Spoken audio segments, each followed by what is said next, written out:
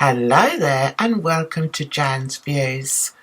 Despite being on YouTube for a few years now, I don't think I've ever done an introductory video about me, about Jan's Reviews, who now is Jan's Views. So I thought, it might be quite a good idea just to let you guys know what gets me ticking. No, it's not ticking over, is it? Anyway, so this is me, guys.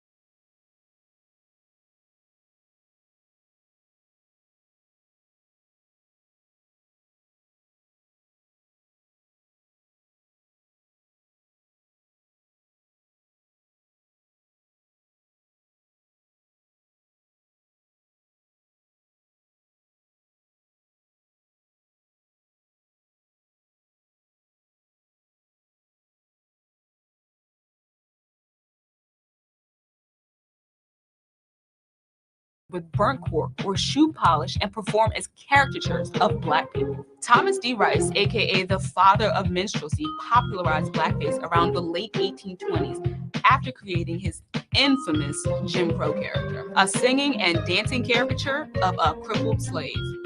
White folks found this racist mess so entertaining that Rice turned performing as a Black stereotype into a booming career. And then you know what happened with Jim Crow. This type of entertainment caught on and became so popular throughout the US, it developed into its own performance genre. Eventually, this stereotype of a hypersexual, dim-witted, big-lipped, watermelon-obsessed Black person infiltrated films and other media. In the aftermath of slavery, a lot of folks still hadn't been exposed to Black people in an authentic context, so these grossly exaggerated stereotypes served as a first impression. Minstrel shows reinforced inaccurate and harmful ideas about Black people, creating lasting stereotypes that still resonate in pop culture. It's not your appearance that's most offensive. It's that you could be so callous and inconsiderate with the harm that image represents. You can't even be bothered to consider life beyond your comfortable, privileged perch. So, how about you take that Black paint and write this down instead? Wear the jewelry, rock the outfit, but just don't wear Black makeup, bruh. It was racist back then. It's still racist now, and it always will be.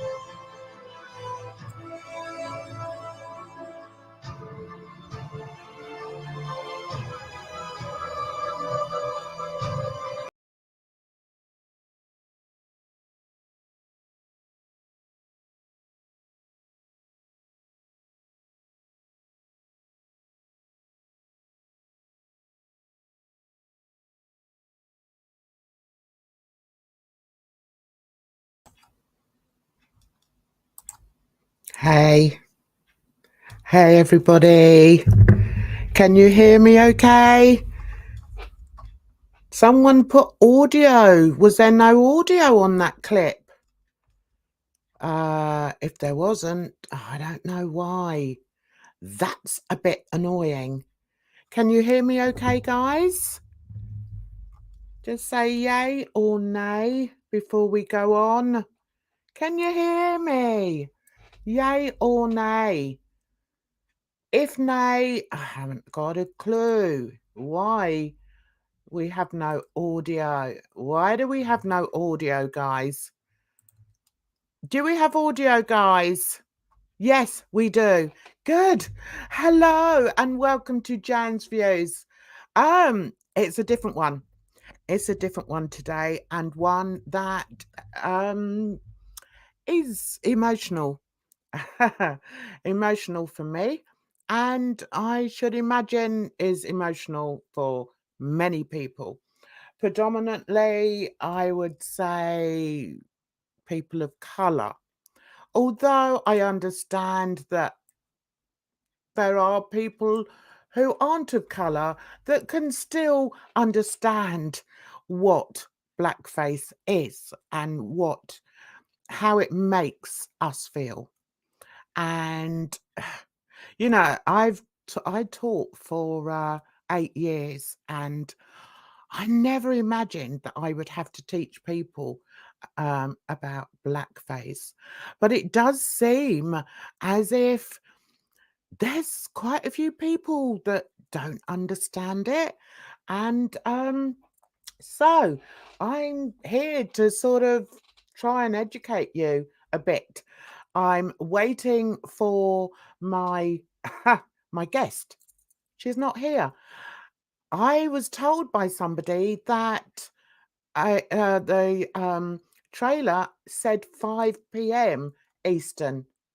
No, it was meant to be 4 p.m. Eastern. So hopefully she's going to show. If not, I'm on my own. Although I will say I was thinking of opening up the panel for anybody that wants to come and share their thoughts on it, um, or just wants to sort of chat about what they've experienced in their life with a black skin or a brown skin. I'll tell you a little bit about myself. My mother was white. My father was black. Um, I'm seen as a black woman, and I'm just used to it now. You sort of get to a certain age or a certain mentality where you just understand that that's how society sees you. Does it bother me? No, not really. I'm just used to it. And I think as a black person, black presenting person, you just get used to the prejudices and the racial um stereotypes that people have about you. And contrary to what some people say, we do have racism here in England. It may be different to in America, but we do have it. Over here, we have systematic racism, which means that it goes through the system. It's just there. If you're not black or if you're not a person of color, you may not notice it. But as a person of color, I've noticed it. Um, so, yeah, I think I can speak quite openly about my experience, and I don't like to speak for others. I'd rather they spoke for themselves about their experiences. So I will put a link in the chat. So if anybody does want to come in and discuss it, you're very welcome. It's not going to be a let's bash Hussy session. We don't need to do that because he just shows himself up for who he is. We don't need to bash him anymore. I don't know why that didn't come out there. It should have come out there. Yes, there, it's there. So if you want to come in and chat with me a little bit, in a little while, then you're perfectly welcome to do so. There's a few things that we need to go over. Um, there's so many things, guys. There's so many things. And that's why I wanted to show you at the very beginning how blackface has been going on for many, many years. And first originated as a form of entertainment. Entertainment for who, you might ask? Yeah, is it entertainment for a black person growing up to be stereotyped as somebody who's very loud-mouthed, the joker, somebody who's beneath everybody else, somebody whose own existence is purely to wait on other people, and by wait on other people I mean to serve other people, because right back in the times of slavery, that's what the blacks were for. They didn't have a brain. They didn't have a brain. So they just got thrown into slavery. And yeah, not very nice. So I don't know whether it was round about that time. I think it probably was round about that time that blackface first became entertainment. I keep doing inverted commas because I do not see it as as entertainment. No, not at all. So before I go on, it would be rude of me not to say hi to all the people that have come along and shown support here for me. I really appreciate you guys. You're absolutely fabulous. Of course, D. Higgins. D. Higgins she's my girl. She's my girl. And no, she didn't pay for the wrench. She didn't pay for the wrench, guys. So we've got wonderful D here. We've also got somebody called Sugar Candy. I like the sound of that. I like that. That's nice. We've also got Texas. Hello, Texas, darling. Hey, nice to see you in. And we have my darling. We've got my darling German. We've got my German. He's come to support me. I love my German. Anyway, yeah, that's that. And we've also got, who else have we got in here? I know we've got a few people in here today. We've got the wonderful, wonderful Shenanigans. Yeah, she's another one of my girls. I met Shenanigans through Carston. But anyway, I'm rambling. Why am I rambling? We've also got Holly Mack. Hi, Holly Mack. How are you, sweetheart? I hope you're good. I really hope you're good. And we've got Layla. Hi, Layla. It's morning there, is it? Ah, okay. What time is it here? It's 9 o'clock at night over here. And I know we've got Kristen, but I can't find her. Hi, Kristen. Wherever you are, darling. I can't put your name up because I can't find her. I can't find you. Also, Caroline. Hi, darling. I hope you're well. And I like the sound of this one, reading and retail. I like both of those things. I like reading and I like retail and I like Scrabble. Strange, isn't it? Anyway, who else have we got in here today that we can say hi to? We've got Rye. Hello, Rye. It's lovely to see you. Just pop in to say hi. Finish work at 12 a.m. Oh my God. Well, thank you so much for coming in anyway, Rye. That's really sweet of you. You know I always appreciate you. Rye goes back to a long time with me, don't you, Rye?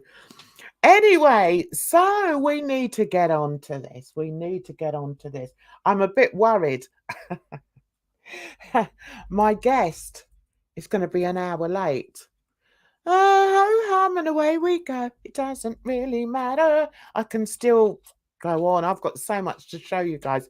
One of the things, yeah, Safari Dream. Hi, sweetheart. We've got the wonderful Crude AF.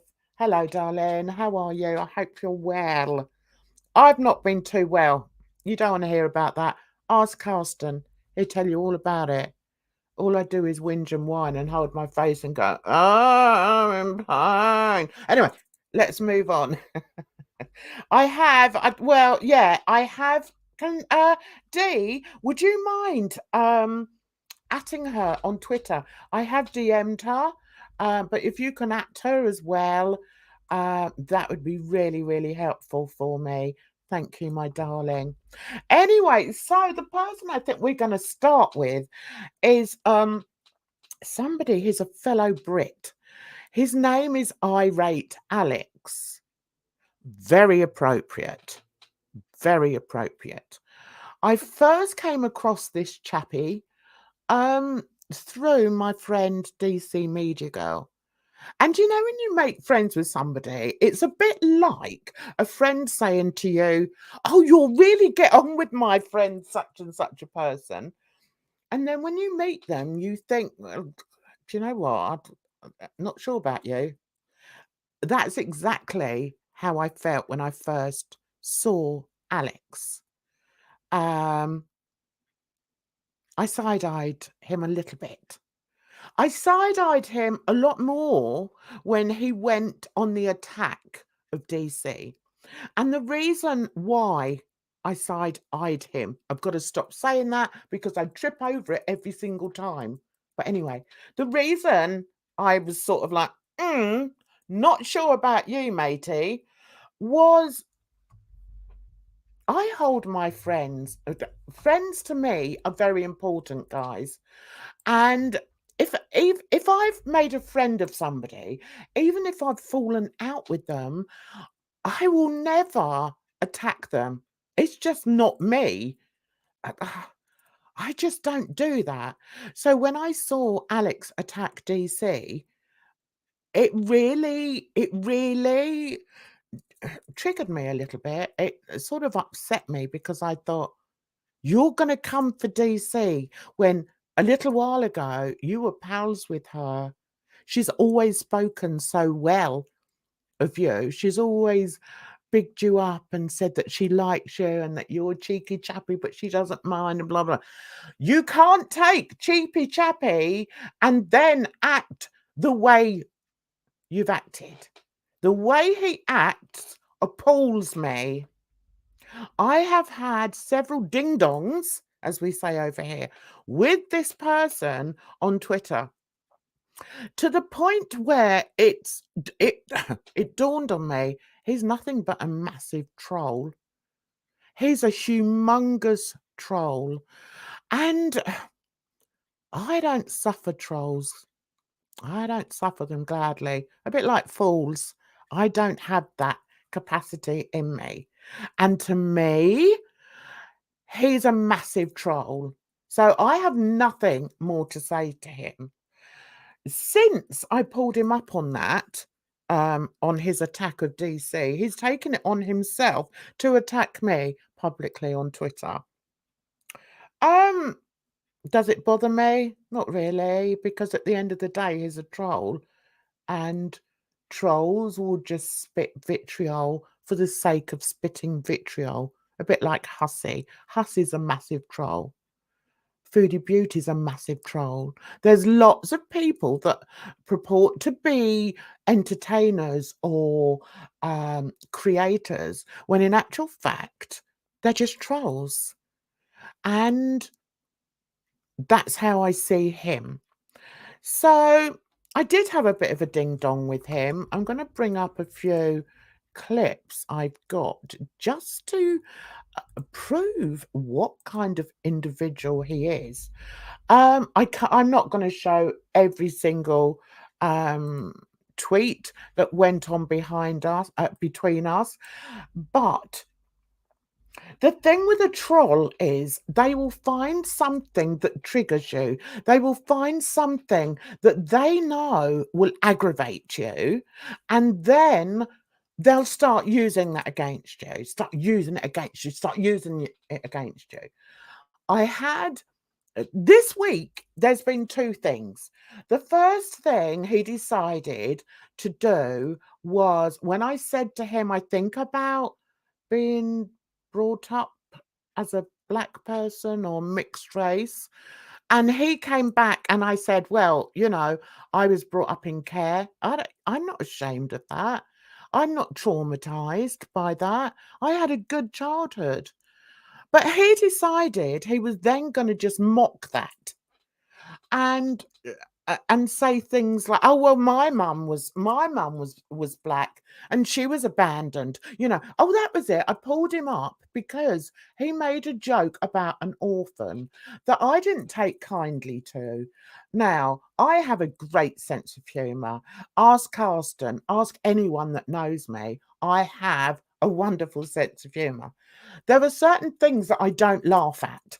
One of them is orphanages, probably because I was brought up in one. I don't find that very funny when somebody says, and this is what he said, when somebody says, oh, well, we're throwing, he said something about orphans aren't cared about. Nobody wants orphans anyway. Nobody bothers about them. And when I first read it, I thought, oh, do I say anything? Shall I say anything? And then I thought, yeah, Jan, say it. You've got a voice, girl. So I did. Oh, that was it. He put up a post saying, I would like some prayers. Two of my friends are going through an operation today, so I would like some prayers for them. So, and then he went on to saying, went off a bit and then added something about orphans and like nobody cares about orphans anyway and blah, blah, blah. So I responded with, I will always offer up prayers to anybody in need because that's the type of person I am. I'm quite a religious person, okay? Although I tend to say I'm more spiritual, but I'm sort of half and half. So I responded to him and said, I will always offer up prayers to anyone in need. And I will also offer up prayers of thanks to Bernardo's who brought me up to be the polite, caring, intelligent person I am today. He then went on a tyrant of, oh, well, oh, I mean, I can't even get it out. It's not only that he went on this tyrant, I had people jumping on this tweet saying, oh, how dare you trauma dump on Alex asking for prayers for his friends. And at first I responded and I said, well, no, I wasn't trauma dumping because I don't see my childhood as traumatic, actually.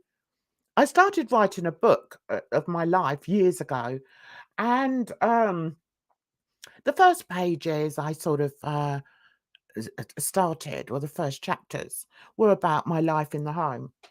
And I wrote them in such an idyllic, in such an idyllic scenario that people that I showed it to said, "Well, weren't you traumatized in the home?" No, I didn't know any different. And I was brought up in a home with like 40 children. That was my home. That was my family. So no, I wasn't traumatized.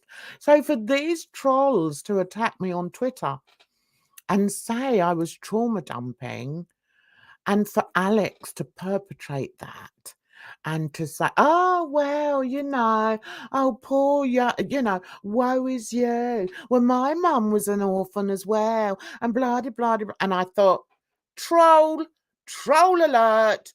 Don't bother talking to that person again, Jan. He's a twat. That's what I thought.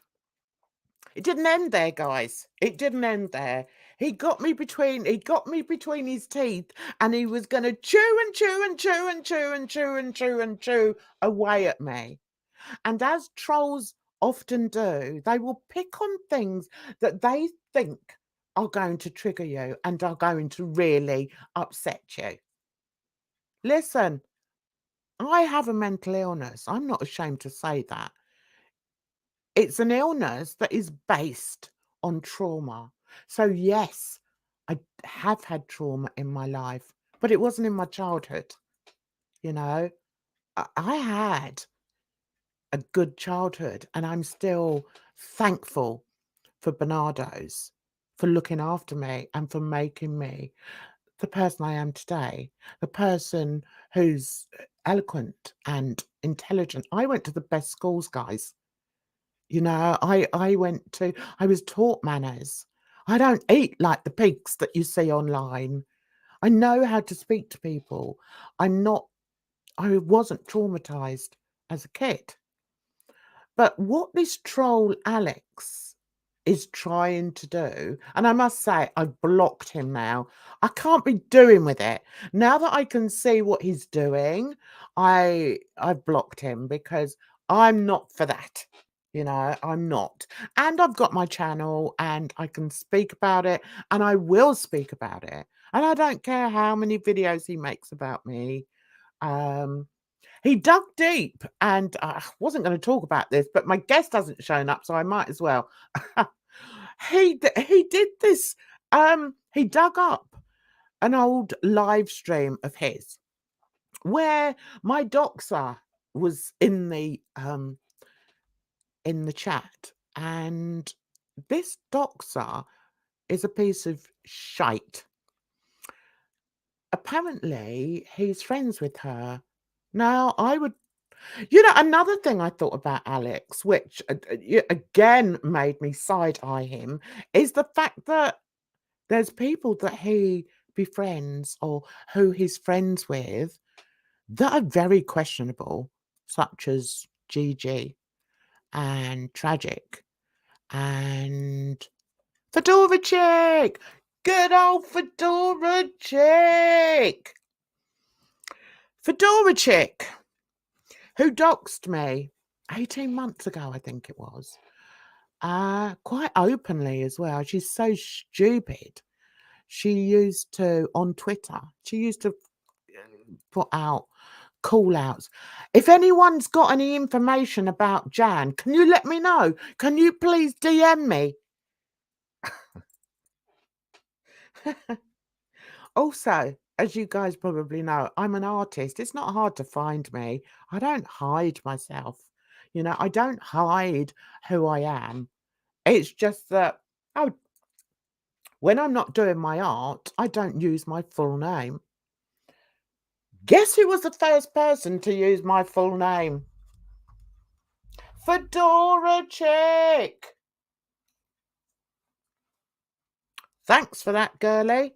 And the thing was, they could always argue with, yeah, well, her name's all over the place. It's on her art sites. It's on da-da-da-da. Yeah, it was on my art sites, but it wasn't on my Twitter, and it wasn't on my my YouTube, and it wasn't on my Instagram. So yes, girl, you doxed me, and you were the first person to give out my full name, and I didn't like that. And she knew I didn't like it, but I never really spoke openly about my doxing, partly because I had one of my daughters was so upset about it. She made me promise not to do YouTube anymore. I promised that I wouldn't interact with my doxers anymore. And that's the way I got around it. I just had to say, look, darling, I love doing my YouTube. It's good for me. It's good for my mental health. It gives me an outlet for my creativity. And, even my therapist used to say, keep doing your YouTube because it's something that I enjoy. So I had to promise that daughter that I wouldn't interact with my doxers, Fedora Chick being one of them. So one day when I'm in darling Alex's chat, up she pops with the same crap.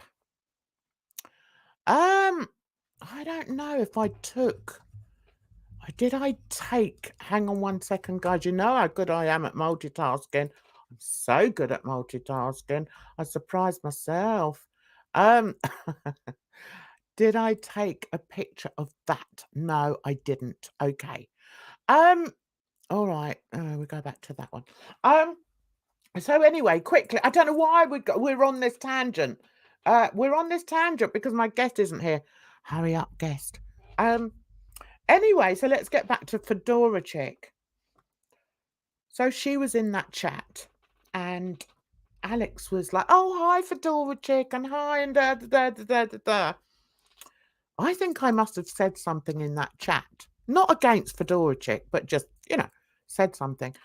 And all of a sudden, she came for me in there. Oh, here's my doxer. Here's my doxer. Da da da da da da. So let me tell you, I've never doxed anyone in my life. Why would I bother? What's the point? I mean, no, I just can't be bothered. Listen, guys, I've got 4 kids. I've got 4 grandkids. I'm an artist. I do YouTube. Why? Why? How am I going to have that time? And contrary to what some people say, I don't spend all day online. It's not what I want to do, It's not my life. YouTube isn't my life. My life is my family. My life is my love of art. My life is music. It's not doxing people. Anyway, God, I know I've ramble. Don't I ramble, guys? Sorry. Anyway, I bet Carston's going, get on with it, Jan! Get on with it! I'll get there, Carston. Honestly, I'll get there. Anyway, so I'm in there. Fedora's in there. She's coming for me. So I thought, okay, you are the bitch. Oh, the bit I'm leaving out.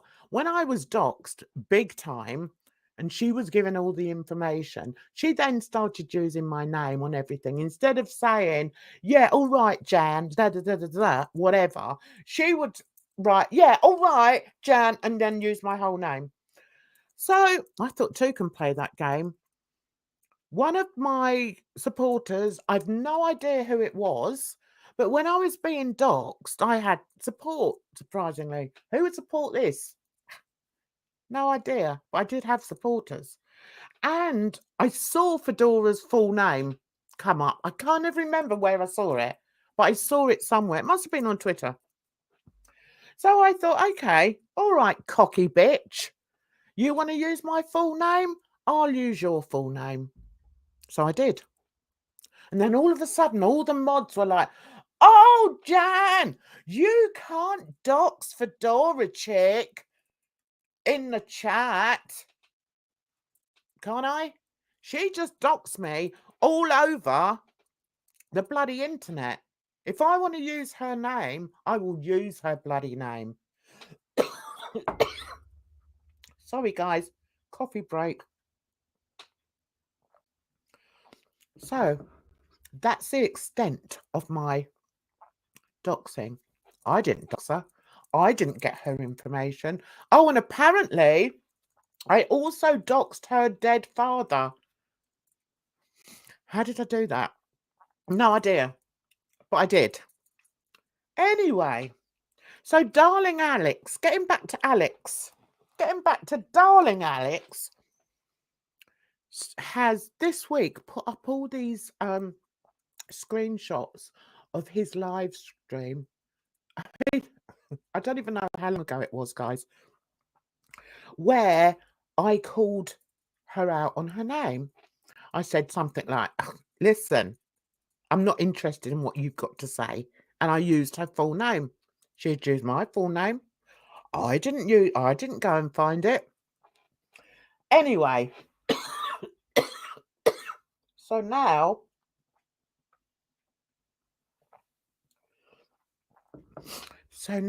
we're back to Alex is now going to perpetrate the rumour once again that I doxed Fedora.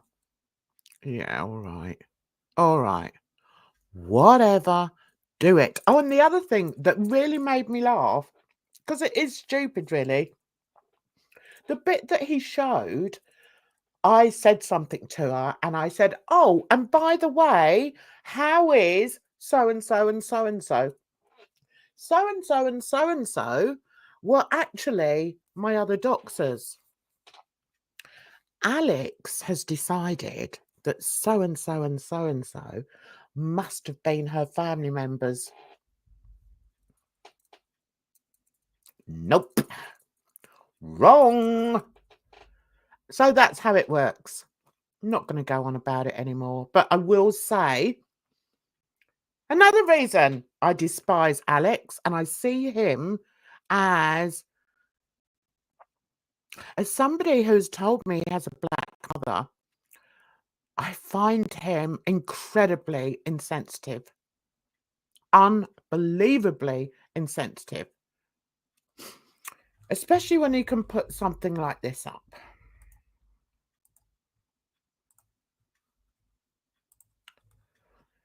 To me, this is insulting. I wonder what his mother would think of that. Oh, and fun fact, says Alex. The electronic warfare branch in Her Majesty's Royal Navy, of which I served, is nicknamed Gollywogs. Really? Still to this day, is it? Because if it is, I will be contacting them. Let me tell you. I'm going to save that screenshot and I'm going to find an email address. And I'm going to ask them whether in fact this is true. I'm going to post this in the email and I'm going to say, I find this very, very offensive.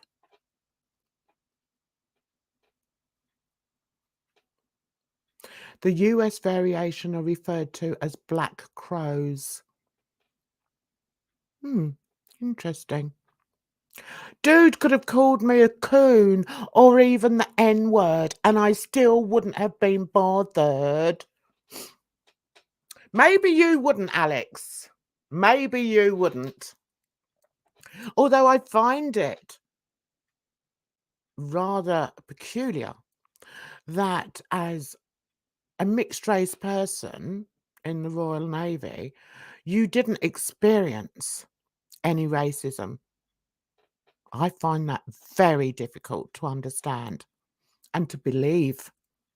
But thanks for putting that online. Thanks, because I will show that.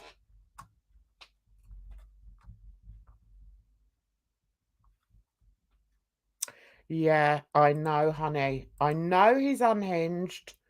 I know he is. But I can get a little bit unhinged. Especially when people are taking the mickey. I've blocked him. And he's got away with it. Has he? Yeah. Well, this creator will expose him. And the only reason I'm discussing him in this particular stream is because we're back to the old blackface, aren't we? I remember back in the day. Hello, darling. Hello, sweetheart. Thank you for coming and supporting me. I do appreciate it. I remember, listen, I was brought up when Noddy books were out, and I had an aunt. She was a Bernardo aunt, not a blood aunt. I had an aunt who used to read Noddy books to me. And there was a little black boy in there. I think he was called Black Sambo or something. I might have got that wrong, but he was definitely a little black boy. And there was like gollywogs in there as well. I'm trying to think whether I found it offensive when I was little. And I don't know, because this may seem a bit strange to you guys, but I didn't really notice. And it sounds, how can you not notice you're brown, right? I didn't. Maybe I was a bit thick.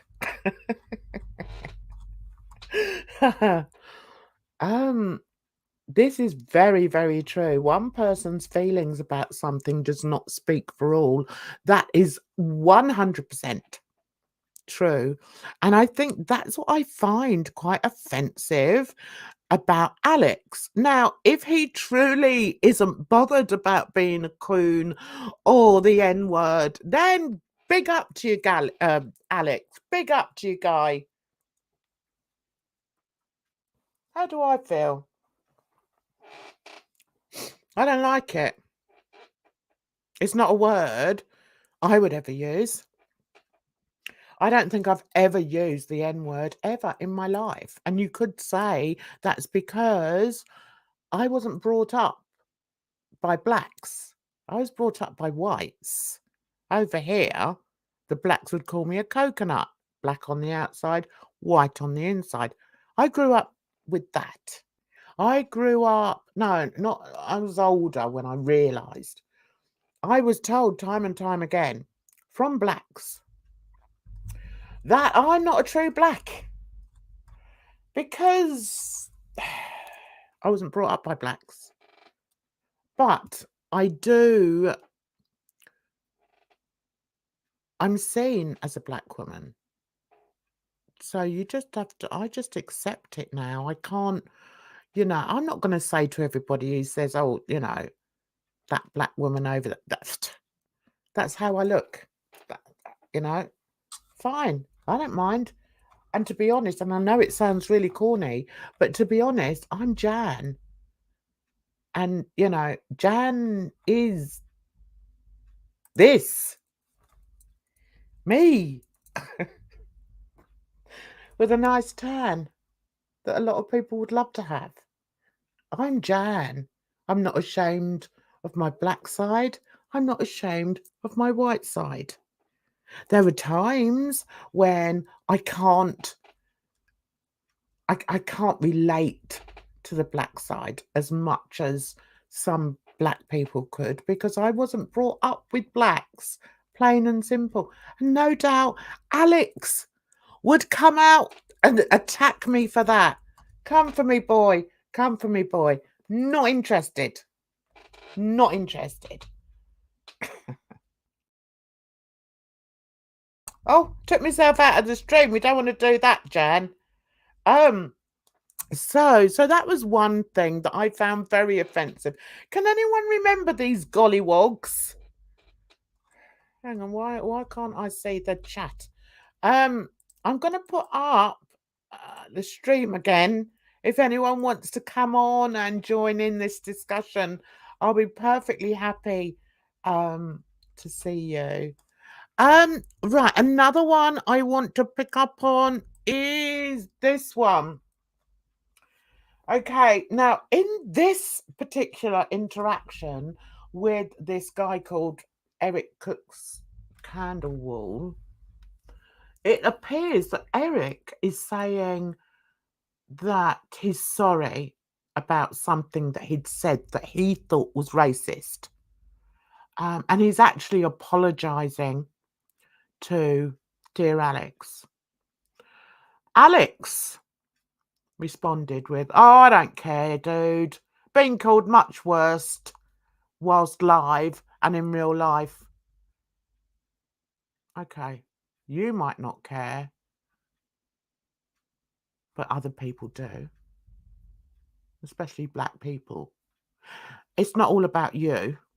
It's not all about you, Alex.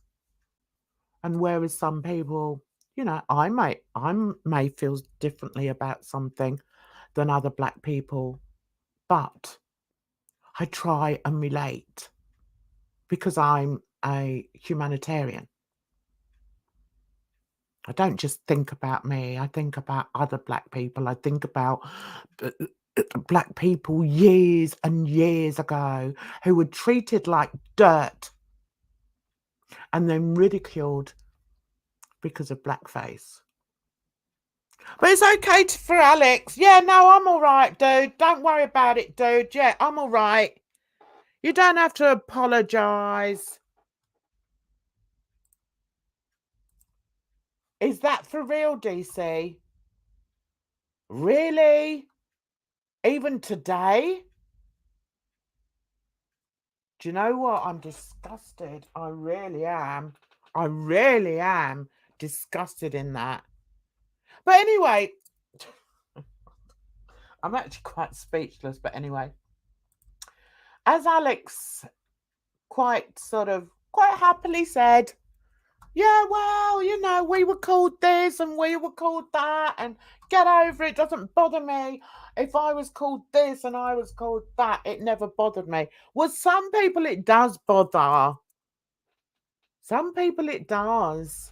And I know for a fact that Alex was trying to belittle the people that were talking about the seriousness of blackface. Really? You're going to speak for all black people? You're going to speak for all mixed race people, are you, Alex? Are you? Because you don't talk for me. And you don't speak for me as a mixed race black woman. Okay? Despite my privileged upbringing. Do you know why? Because I'm a humanitarian. And because I care. I care for other people. Do you, Alex? I don't think you do. I really don't think you do. I find his form of trolling utterly offensive, particularly from a mixed race man with a black mother. I find it so offensive.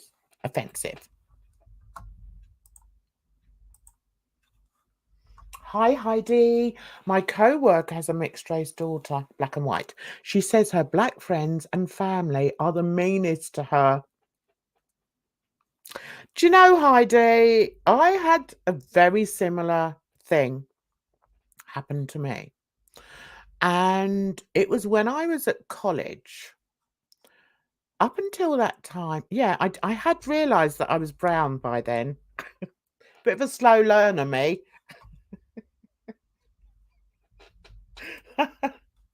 And I had realised. So anyway, I go off to college, right?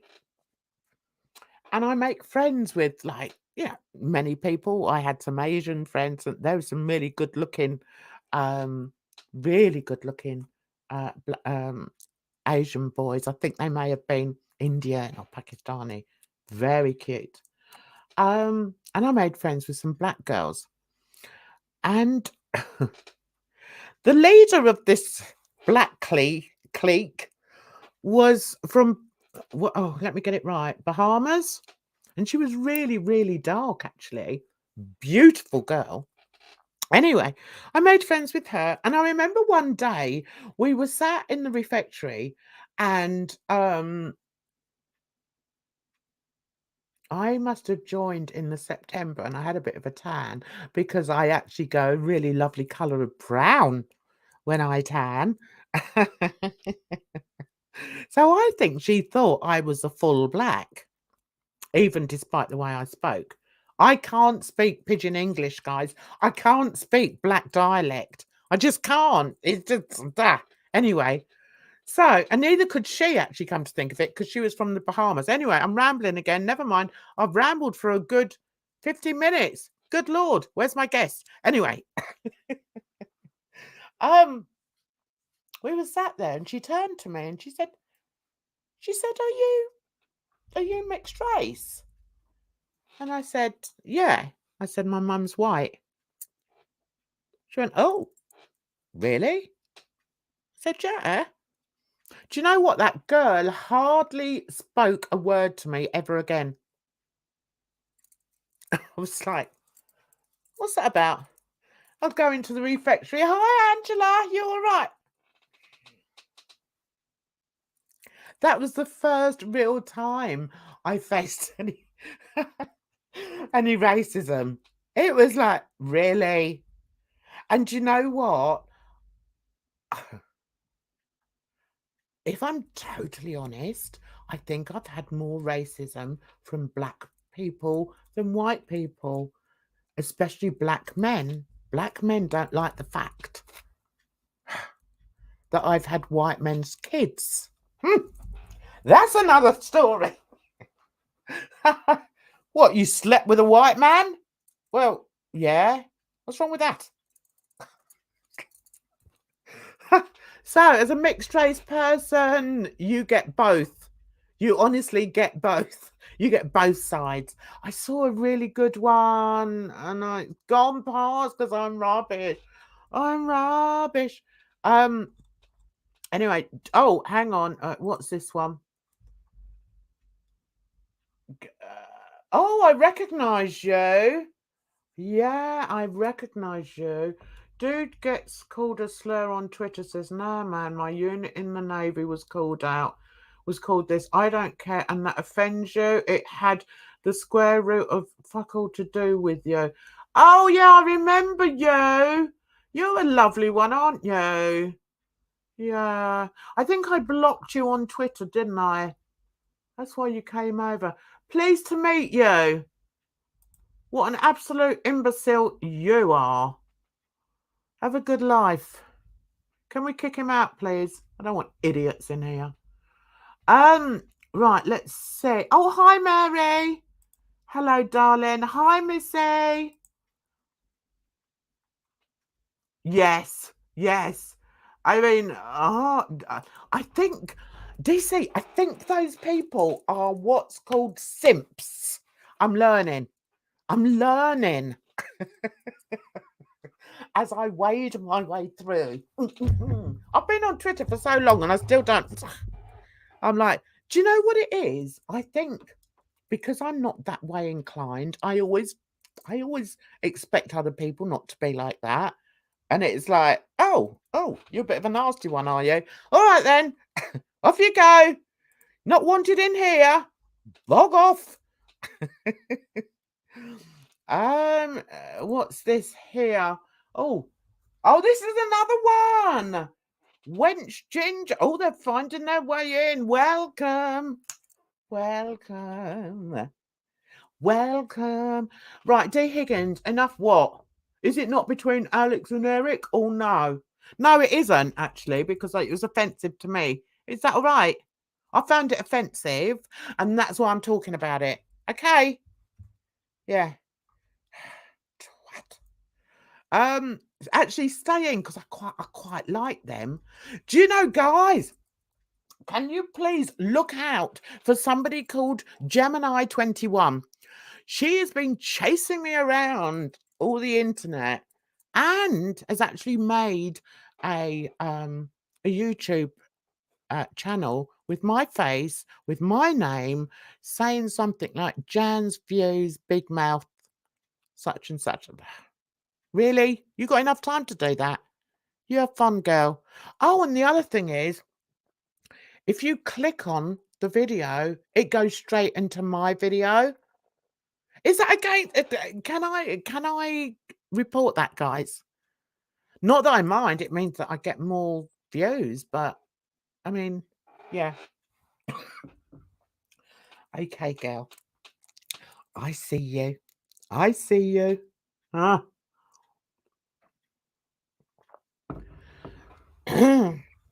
Shenanigans is so clever. It perpetuates harmful rhetoric, basically giving people permission to possibly speak that way to someone else of colour. Thank you, thank you, thank you. Now let's get back onto blackface because we are meant to be talking about it. That is exactly the point. Shenanigans is so clever. Right. Missy, when Hussy takes Alex's words and posts and uses it as an example that a person of colour has given him a pass, it isn't just between them anymore. 100%. That's it. Shall we leave? That's it. That's it in a nutshell. I take a long time to get round to things, but I get there in the end. Ask Carsten. I drive him nuts.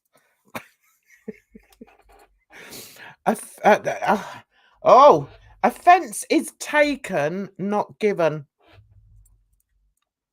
Offence is taken, not given. No, that's not true. You can give.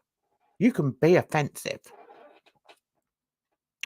When you're being offensive, you're giving offence. Don't teach an English teacher about words. Okay? I taught English for 8 years. I'm quite good at it. I may stumble over my words and take a long time to get them out sometimes, but English, as they say in America, is my major. All right. I used to write. I used to be a poet. I suppose I still am. When Carsten asked me to make songs up, that's my poetry, guys. It's great. Anyway, let's get back. This is meant to be serious. Oh, hang on. But I like interacting with you guys. I do like that. Long-time fan of Irate Bear, Alex. Oh, he was an Irate Bear, was he? Ashamed to see how personal and nasty his trolling has become lately. For me, there's no excuse. Why be like that? Listen, I've had my ding dongs online. I can be a right bitch if I want to be. But I'm not a troll. Excuse me, I need to sniff. I'm not a troll. And I'm not nasty to people for the sake of being nasty to people. Unlike other people who just spend their time. Okay. Oh, she's still going. Hang on. She's still going. I can be offensive. It's up to the listener how they choose to take it. Oh, really? Really?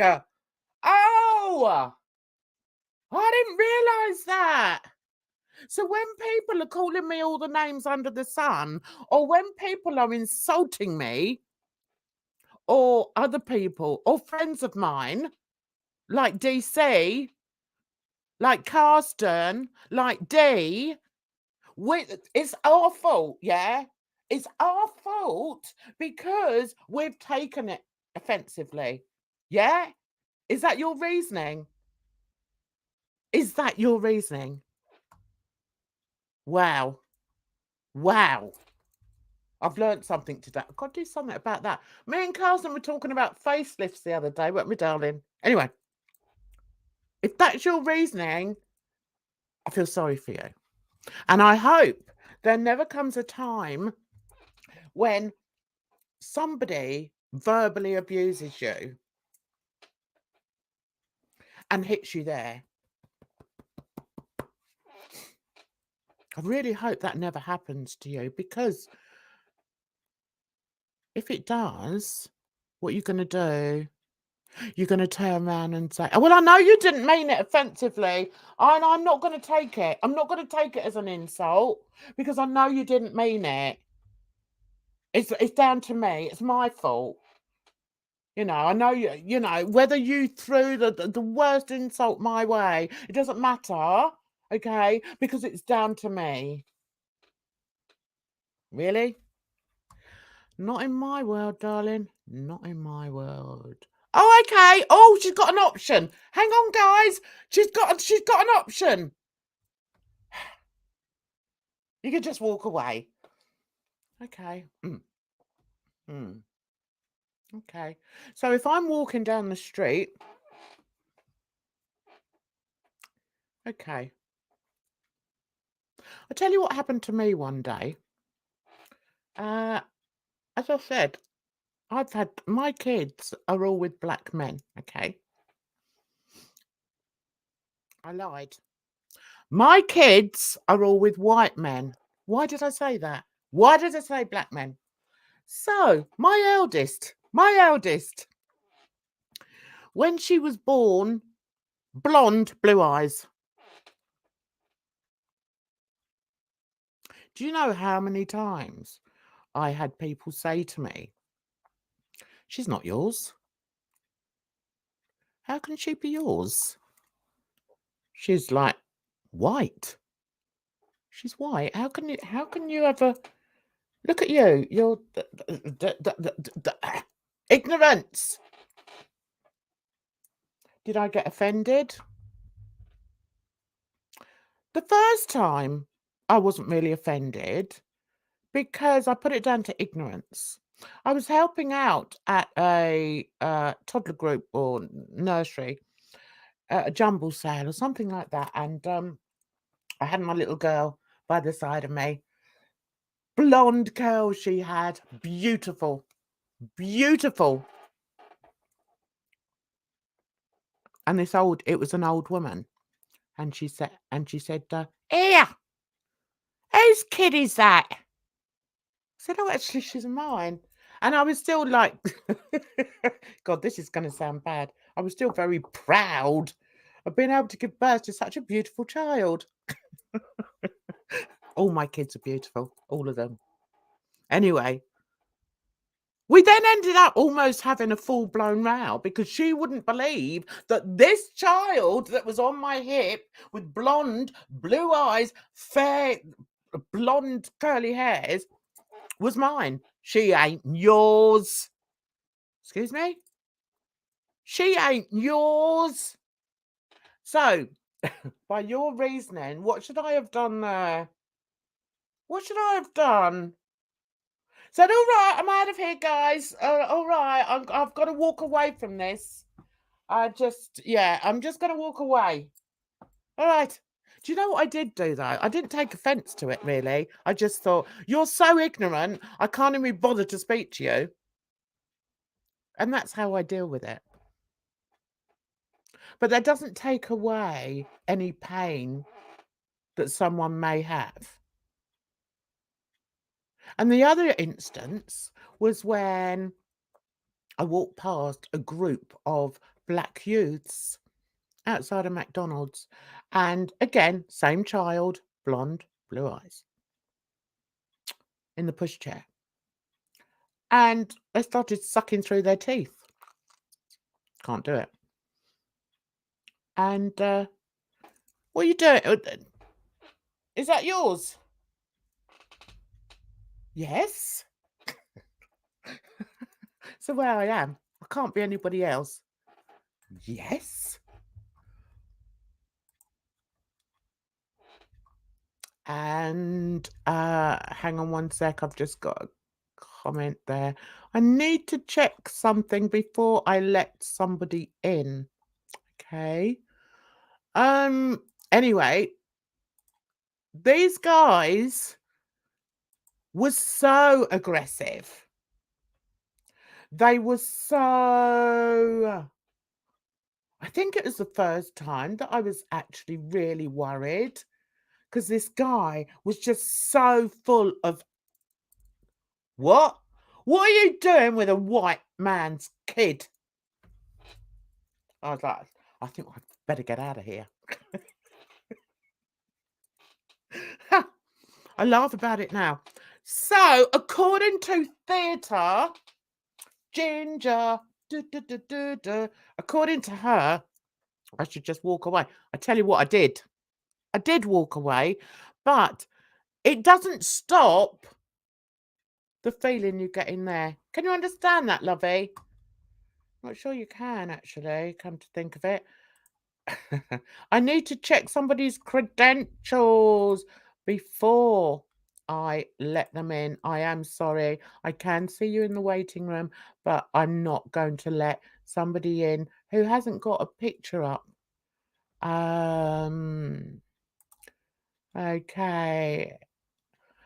Safari Dream. I'm always trying to learn about this topic. I ask a lot of questions about many things in life to educate yourself. Best way to do it. Best way to do it. But how do I question to learn if it offends you? Questions don't offend me. Questions don't offend me. I will always explain things. Some people are ignorant and some people are intentionally offensive. When you perpetuate something you're aware is offensive, you can't pass it off as unintended. Exactly. And that's where this comes into it. That's where that comes into it. He's done that purposely to wind me up or to wind other people up, other black people. Shame on him. Shame on him. And also with that. Now this one. What do we think? I'm going to say, I've got 30 people in the chat. I want to see who believes that this individual, this delightful individual, is doing blackface.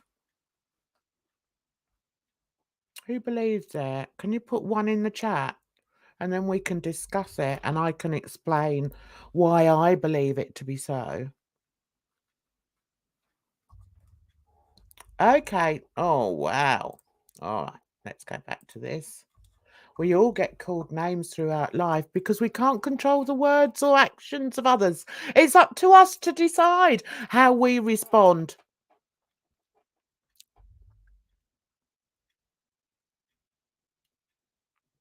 Seriously?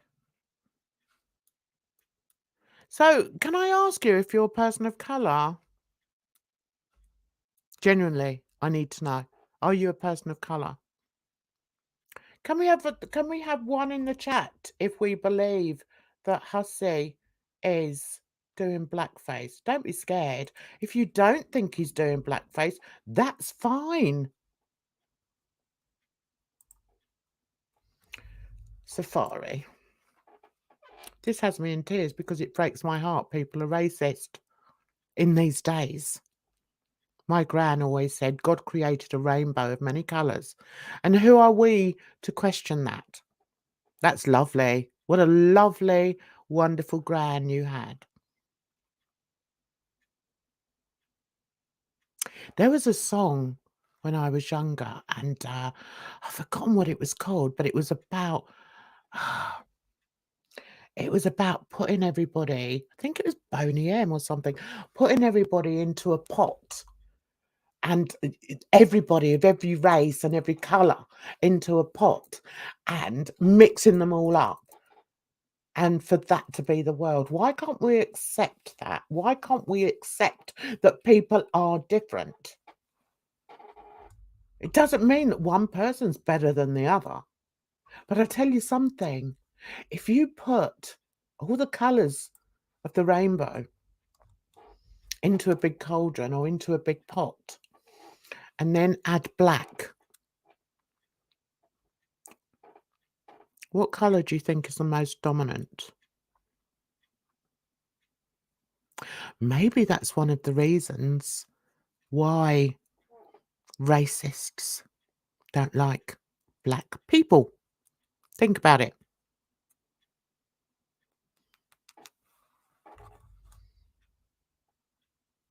Okay, I'm quite happy to talk to you because I can't work out whether you're genuinely interested or whether you're just, I don't know. I don't want to call you something in case you're not, because I'm not that person, I don't throw words around unless I'm really sure, especially when it comes to race. So you ask, would it matter if I am or am not a person of colour? Yes, in a word. The reason is, unless you have suffered, and it is a suffering, with racism in your life, unless you have suffered with being in a marginalised group in society, unless you, which covers so many different areas, unless you're gay, unless you're trans, unless you're a person of colour, unless you're disabled, unless any kind of persecuted group, unless you've felt that, how are you going to understand how people do feel who are in those groups? I feel it on so many levels. I feel it not only because I'm black, but I open my mind and I feel it for gay people. I feel it for trans people. I feel it for all marginalised people, for all persecuted people, persecuted because of their race, persecuted because of their religion.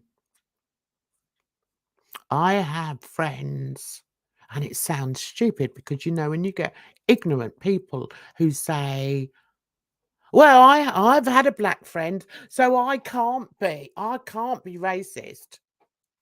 What a load of rot.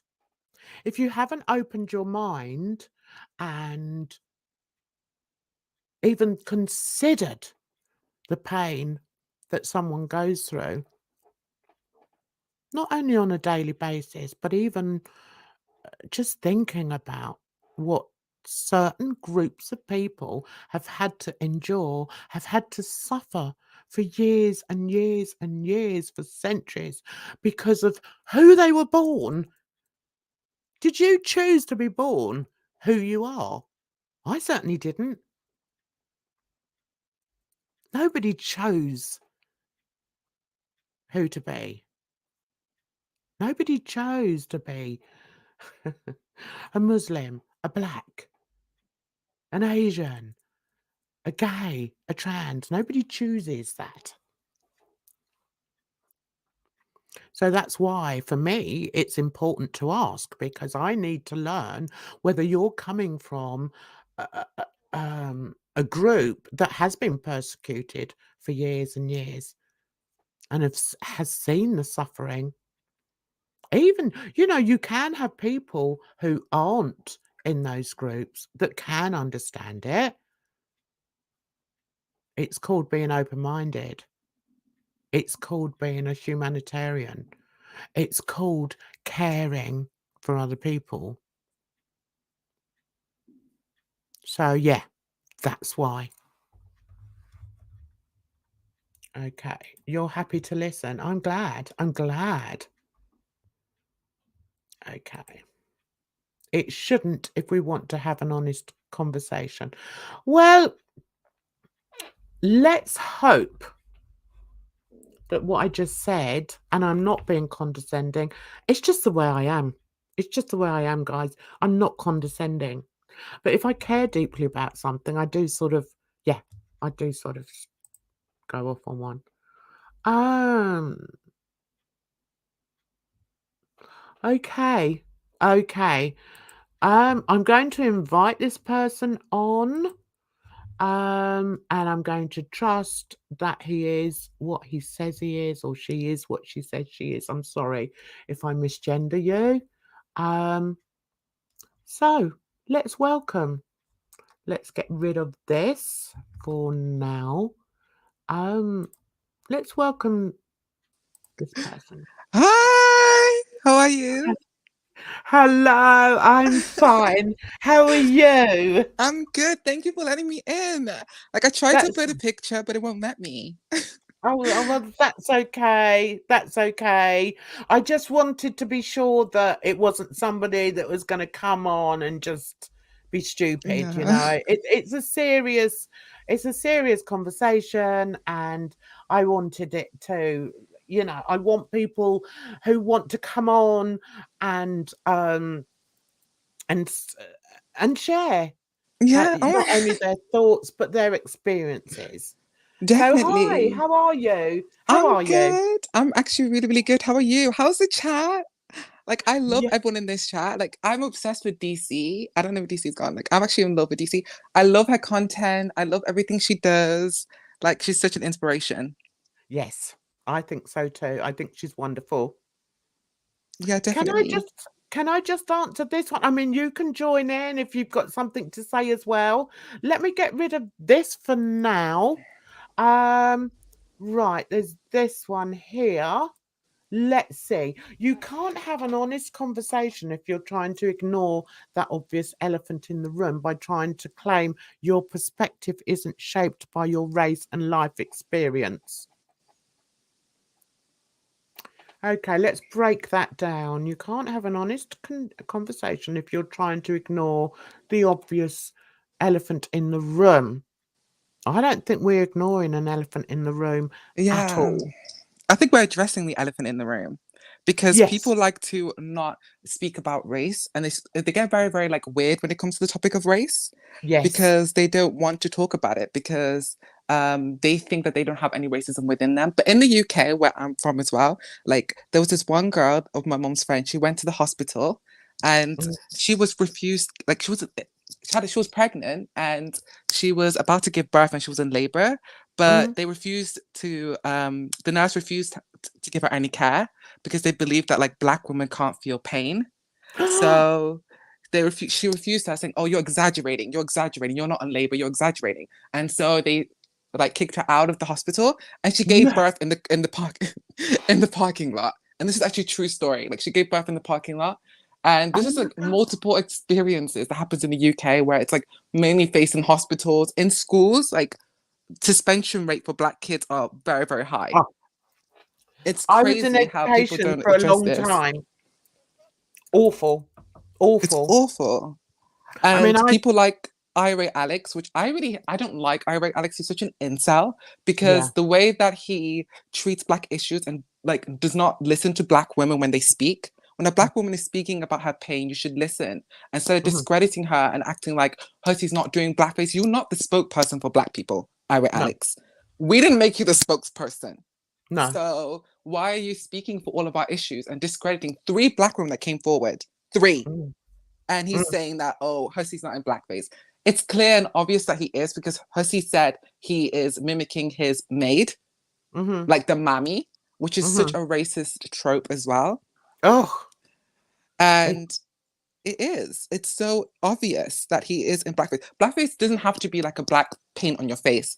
It could no. be like mimicking a black woman by being loud and obnoxious and that lipstick that he puts on his lips because his Mhm. lips are not even that big. He overlined his lips with that red lips. Yes. And people in his chat, like David, was like calling you a man, which is again a racist thing, calling black people men, especially black women, and Oh, what's like taking he? away. Yeah, like he was basically saying that you were a man. And they were talking, and he was talking about eating bananas. Hussy, Hussy, Ah, come on ah, now. And calling Charlie a gorilla, and you're saying you're ah. not racist, Hussy? Yeah, Really? yeah. Girl, sit down. You are clearly racist. And the way he doesn't want to say the R word because like he knows he's racist, girl. Come on. It's like I don't understand that. I don't understand these people that say. I mean, I remember when Negs used to say, "Oh, you can't say the R word," which was retard. Why can't you say the word? It's in the Yeah. dictionary. You can use it. I don't know about that word because that word it's apparently like against people who are disabled and it was used against them. It was People, many, many years ago. And yeah. let me tell you, I mean, as I said earlier on, I was brought up in care. And back in the day, before I was actually in care, they used to have names for these homes, and it was like homes for retarded children That's and so things like that. sad. It's insane. It's I, insane. I So just want to say quickly that I love you, D. Higgins, and you're oh, she's amazing. adorable. Don't let Hussy get to you. You're so amazing and you're beautiful. And these men are like, they're so pressed. And this is the thing that's so funny. It's like how DC, this is why I love DC. She's getting all these men pressed. Mm. Oh, she's gone. Come back. She'll be back in a minute. Is this true? Alex is married with kids. Really? Really? Can you imagine being that angry and having kids? Mm. Mm. Yeah. Do you know, every so often, because the home I was brought in was quite a famous home, it's one of the flagship ship homes or something. There are pictures of it online. And where was I going with this? Oh yeah. And then one day I was looking, sometimes I look for homes and I couldn't believe it. Some of the names that they called some of these homes, and retard was one of them. But okay, moving away from that, do I find the word racist? Do I find that word offensive? No, not at all. It's the name of somebody whose behavior necessitates that description. And that's exactly what Hussy is doing. Now, if you look here, look at the layers of makeup he has on here. He's using on this one here, it's a darker makeup. He's changed brand or something. And this one here, so you can see it's different. Anyway, what is different? Tell me, guys, what is different? I don't think I can put two up at once. What is the difference between that and that? What is the difference? Is there a difference? Is there somebody that's pretending to be something they're not? Is there? The only difference I see is that this guy's got a really happy, smiley face. But behind that is the intent. And the intent from this was to paint the picture of a black man always being happy and smiling and fun and he's not showing a black man who's gone through his life being treated like a piece of shite because he's got a black face. Is he? Look at him, he's happy, he's got a big mouth, big white teeth, big red lips, black face. He's a happy bunny. This one isn't.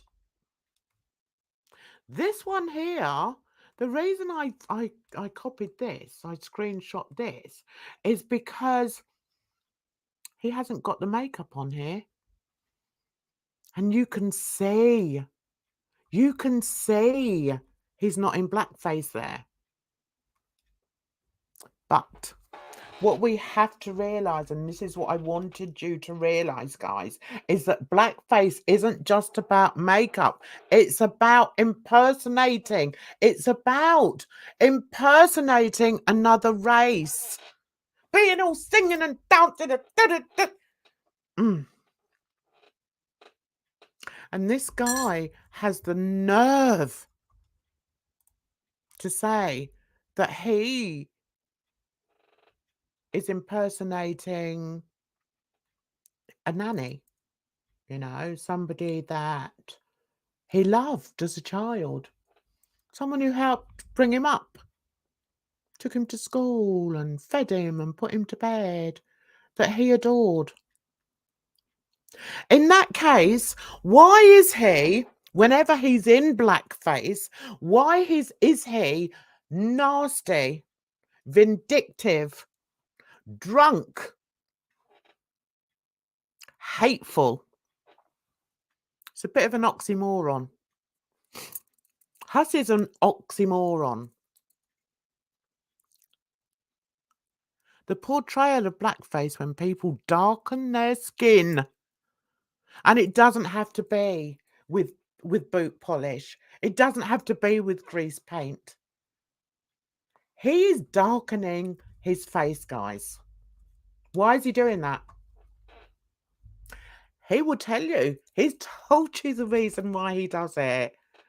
He does it because he had a coloured maid.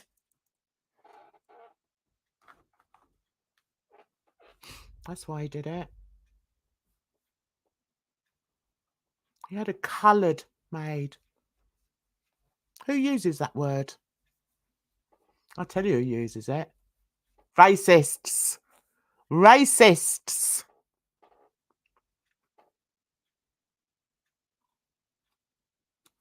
So, this guy is doing blackface. Whether you want to admit it or not, just because he doesn't look like this, or this. Although that's quite similar, isn't it?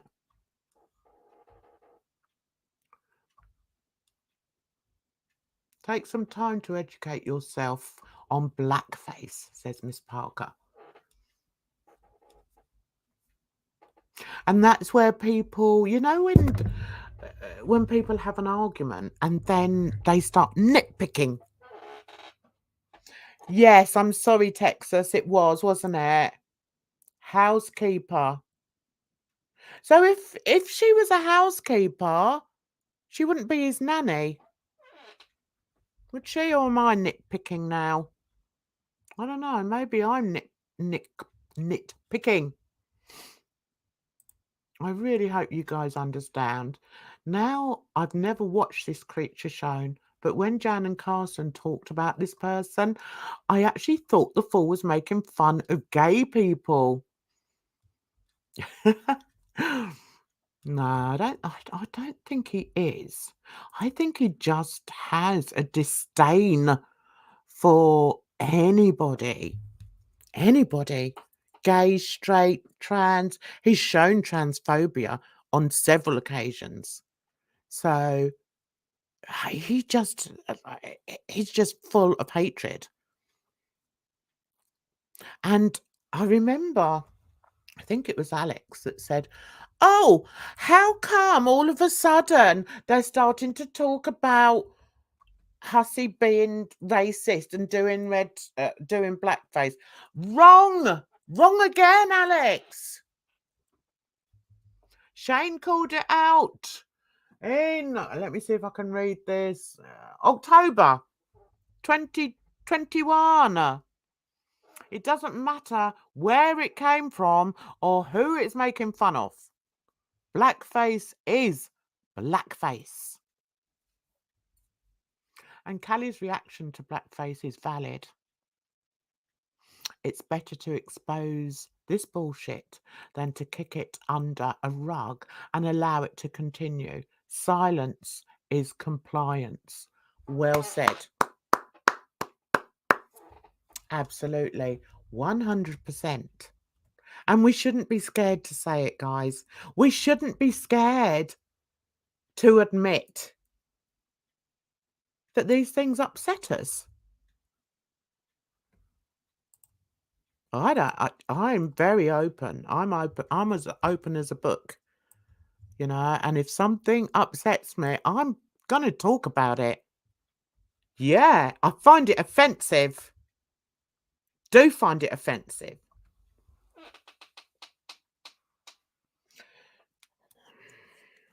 Kissing Cowboys Josephine says, and that's why it's particularly hurtful. You say you loved this woman, but you wear wigs you don't care for and badly apply makeup to impersonate her. It doesn't make sense. It doesn't make sense. It absolutely does not make sense. Is this blackface? I'd say it is.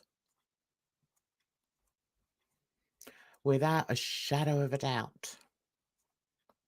Recently, though, since we've been talking about it, he has been coming on screen like that, without the blackface. So you can see all the pimples on the nose and yeah. But don't fool yourself, guys. This is not a tribute or anything that he's trying to make it out to be. Otherwise, why would he be so hateful? And I remember saying it, you know, before in some of my lives and my Hussy Chronicles. I remember saying, if you're paying a tribute to somebody, why would you be so hateful? Were they a hateful person? And also, if it's a housekeeper, how is she your nanny? Or do the other two roles combined? I don't know. From what I understand, he was an only child. So did he sort of go in with as a job lot? Yeah, look after the urchin as well. I would love to know. Honestly, guys, I would love to know whether this woman is still alive.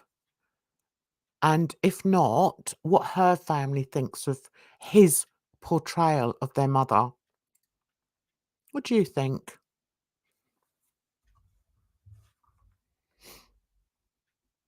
Safari. Let me see. Sorry, darling. I asked this because of your guest on panel bringing up the lips, etc. with Hussy. Oh, I'm going to have to go back. Okay, let me go back. Sorry, I'm rubbish at this. So what is your thought about these women white getting Botox lips and butt enhancements? I don't like it. The butt thing, I don't know. Is that a racist thing? I don't know. I just think it's women just being got too much money, to be honest, and no sense. Because in time, it's going to backfire on them. Do I think of that as being racist? Not particularly. If I'm totally honest with you, no, I don't think so. If they were then to black up their faces, then yep, I may have a problem. But no, I mean, I think if it's just a white girl who wants to have the big lips and that, she's not trying to be black, is she? She just thinks that having full lips is more attractive than having no lips. I get that. I can understand that. I wouldn't automatically think, oh, she's racist. She wants to be black. No. The same as I don't feel, you know, this sort of race appropriation thing. I don't think it matters if a white girl has braids. I don't think it matters. I don't see that as misappropriation. I think that's PC gone mad. It doesn't offend me because I like the look. I like the look whether it's on a black girl or on a white girl. Doesn't bother me. And also, because my kids are very fair, I remember one of my daughters had braids and she was worried that people would see that she was or think that she was, you know, misappropriating her race. I said to her, how can you be doing that? You've got me as your mother. Don't be so daft. So I think it's just something that's gone mad. I think people run with things, you know, they dig up a bit like trolls, you know, they run with something. Oh, you're misappropriating because you've had some filler in your lips. No, I don't think so. But then that's just me. And if a black person was on here and they said, well, actually, yeah, I am quite offended by that, I would listen to them. I wouldn't say, oh, that is a daft. I wouldn't say that. Everyone does look at things differently. And then his commentary is hateful and not well thought out. But when he's doing his entertainment, he's in this mockery of his beloved service person. 100%. 100%. You don't get the wigs. Never have. I mean, why? Okay. Is that misappropriation? Can't speak. Sorry, guys. I think in his instance, yes, it is. Look at the type of wigs he goes for.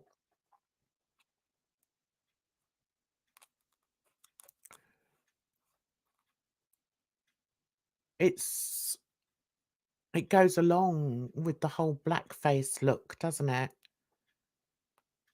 Even the straight-haired wigs he uses are cosplay wigs, bright colours. So, yes, I think in his case, it adds to blackface. Okay, let's see what's going on here with my man. It won't let me show it though. Okay. Look, I'm not trying to be inflammatory just for the sake of argument.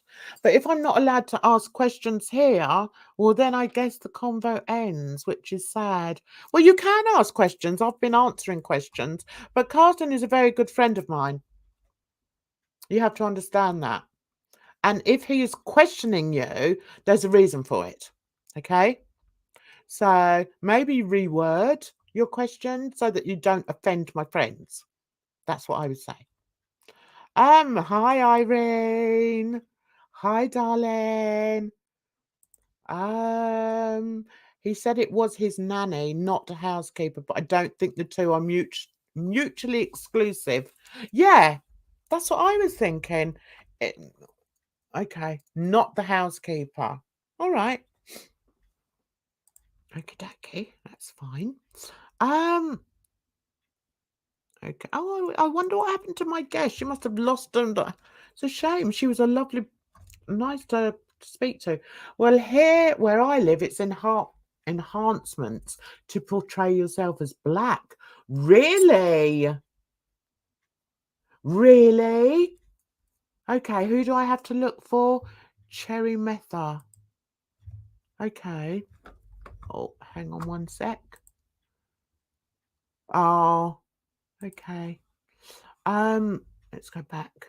Let's go back. Your chat is very interesting, guys. I'm enjoying it. Okay. So, Safari, I'm up in Toronto. It's gone from being a fashion to being, can't think of the word I want to use, to being mimicked. Is it? See, I mean, I can only go from how I see it. I might ask one of my girls.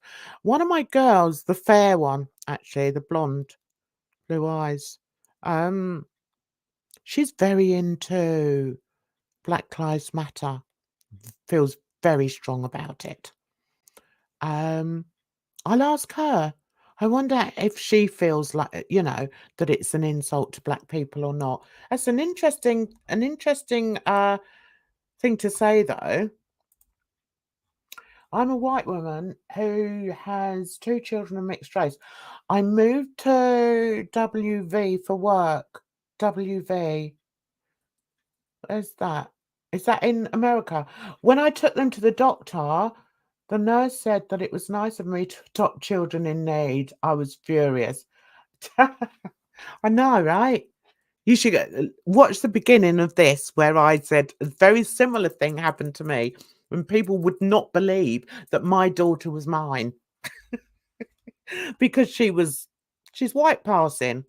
Although some people, I think she's white passing, but some people can say that they can tell that she's mixed. Let's see what else. Great chat going on here.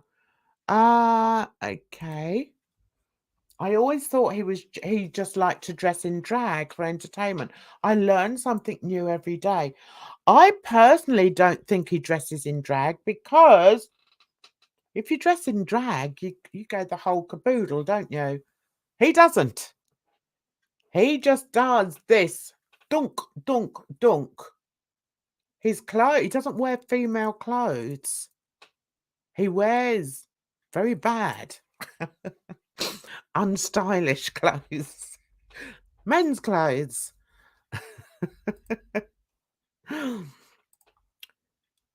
Let's get back in there. And we've got our friend back again. Hi! Hello. I'm so sorry my phone died. I must just say, I hope I haven't misgendered you, darling. Do you want to tell us a little bit about yourself? Because I didn't give you the chance. It's okay. What do you guys want to know? Who are you? You're in England. Yeah, What are your UK. interests? Yeah, just a little bit about yourself and about your experiences. Gives me a chance to have a bit of a breather, darling. I might even light up a fag.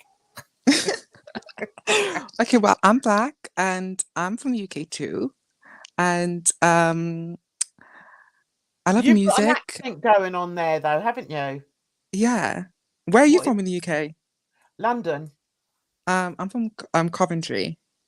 Okay. Yeah, I thought I detected a little bit of an accent. Really? Just a little bit, yeah. I think we all sound the same. A little bit.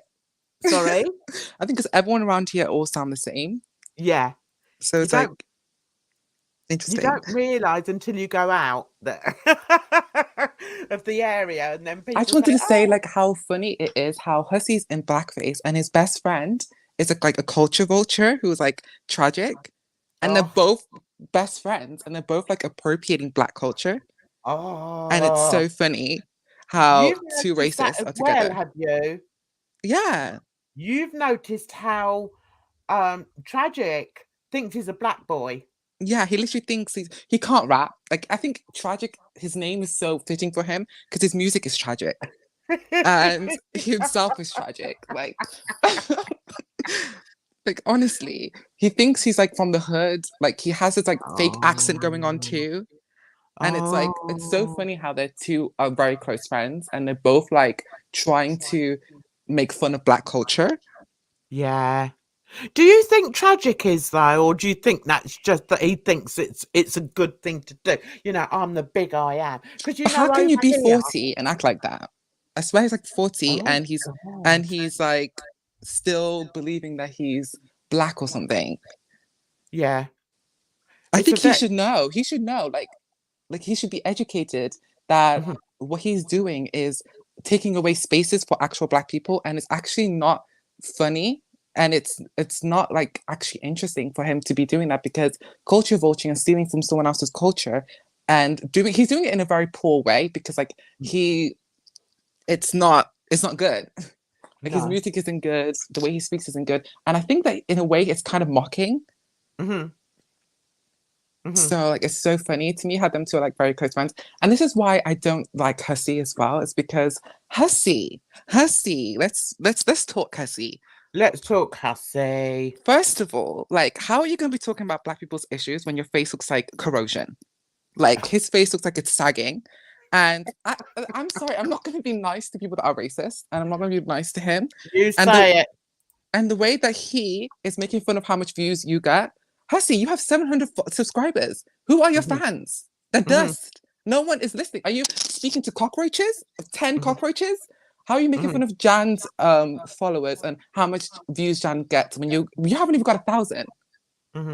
Like, he hasn't even got 1,000 subscribers and he's making fun about how many people come in your chat. I mean, come on now, Hussy. Come on now. But talking about Black issues, it's actually very, very interesting to me, because it's like, blackface is so prominent now, and it's such a topic that's coming up on TikTok as well. For people who are not Yes. on TikTok, it's Yes. so interesting that people Mhm. are now like acknowledging it, and how blackface has now morphed from how it used to be. It's not about the paint anymore. It's about the accent, the black scent. It's That's it. about the lipstick. It's about the glasses. It's about like the sheer, like when he like croaks his voice and tries to like make fun of like the way that black women speak. And he even said this, like, I can't believe people like Irate Alex is saying that he's not in blackface when Hussy literally said he's mimicking his nanny, I know. his black nanny. Like, are these men are so dumb.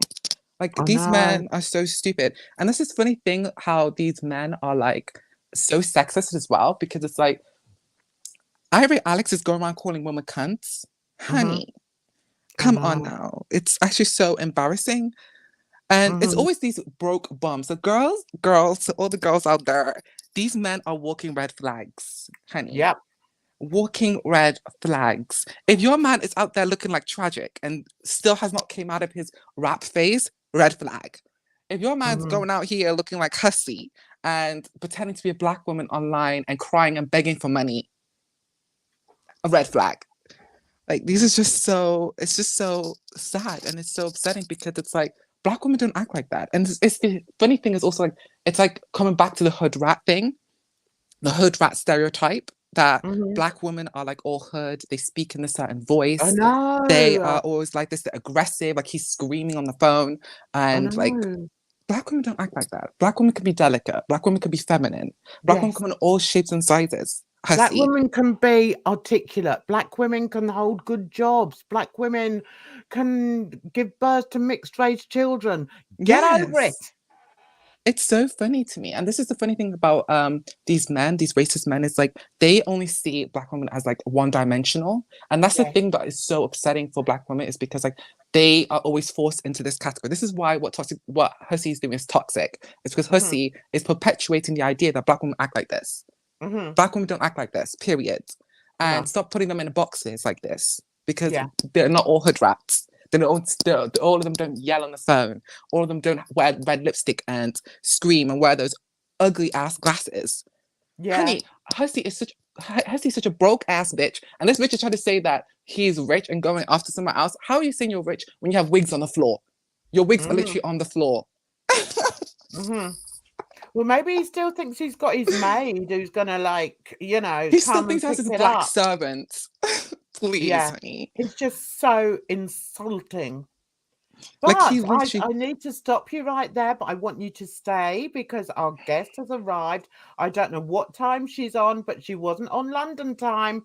So let's say a huge hello. Hello, darling, Hello, darling, darling. sweetheart. I How am are so you? hi. sorry. I am, That's yeah, it. I'm in Vegas. I literally messed up the time. That's my fault because I'm like, oh, it's almost 4 o'clock, and me and hubby just got back to the house, and I'm like, okay, let me get ready. I'm gonna do the stream, and then I looked down, and D Higgins sent me a tweet, and I'm like, holy shit. Okay, I'm sorry. I brought cake pie. Oh, we need to Sorry. look at this. We need to look at this. Stop it. It's strawberry cheesecake because I'm a fatty and I'm working on my fupa. So You're I'm not a super excited. fatty. I Can I am a introduce fatty. you? Can I introduce you to Sugar Candy, who's another Brit Hi. who's Hello, I joining love us Sugar you, on Miss the Park. channel? Candies. Hey, And and love you too.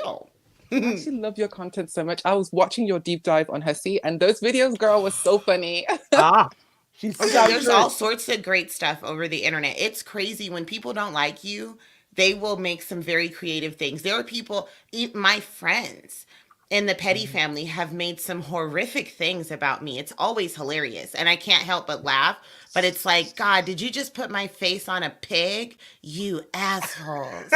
And it's funny, but it hurts, like it's one, I don't know, it's weird. Hater Nation is a bunch of mean girls, and I just don't want them to be mean to me. So Uh-huh. I'm just, Because we're very Yeah. sort of sensitive because we accuse people of being black-faced when they're not. Oh God, I knew this was coming. I knew you were gonna do this. It's actually so Still funny, not. like with Ira Alex. It's so funny how mixed race people speak for black people as well. When black Oh, people Well, face the full I think thing. I me and never me and would. Alex, I will say, me and Alex are friends, and me and Ah, him get into this argument often.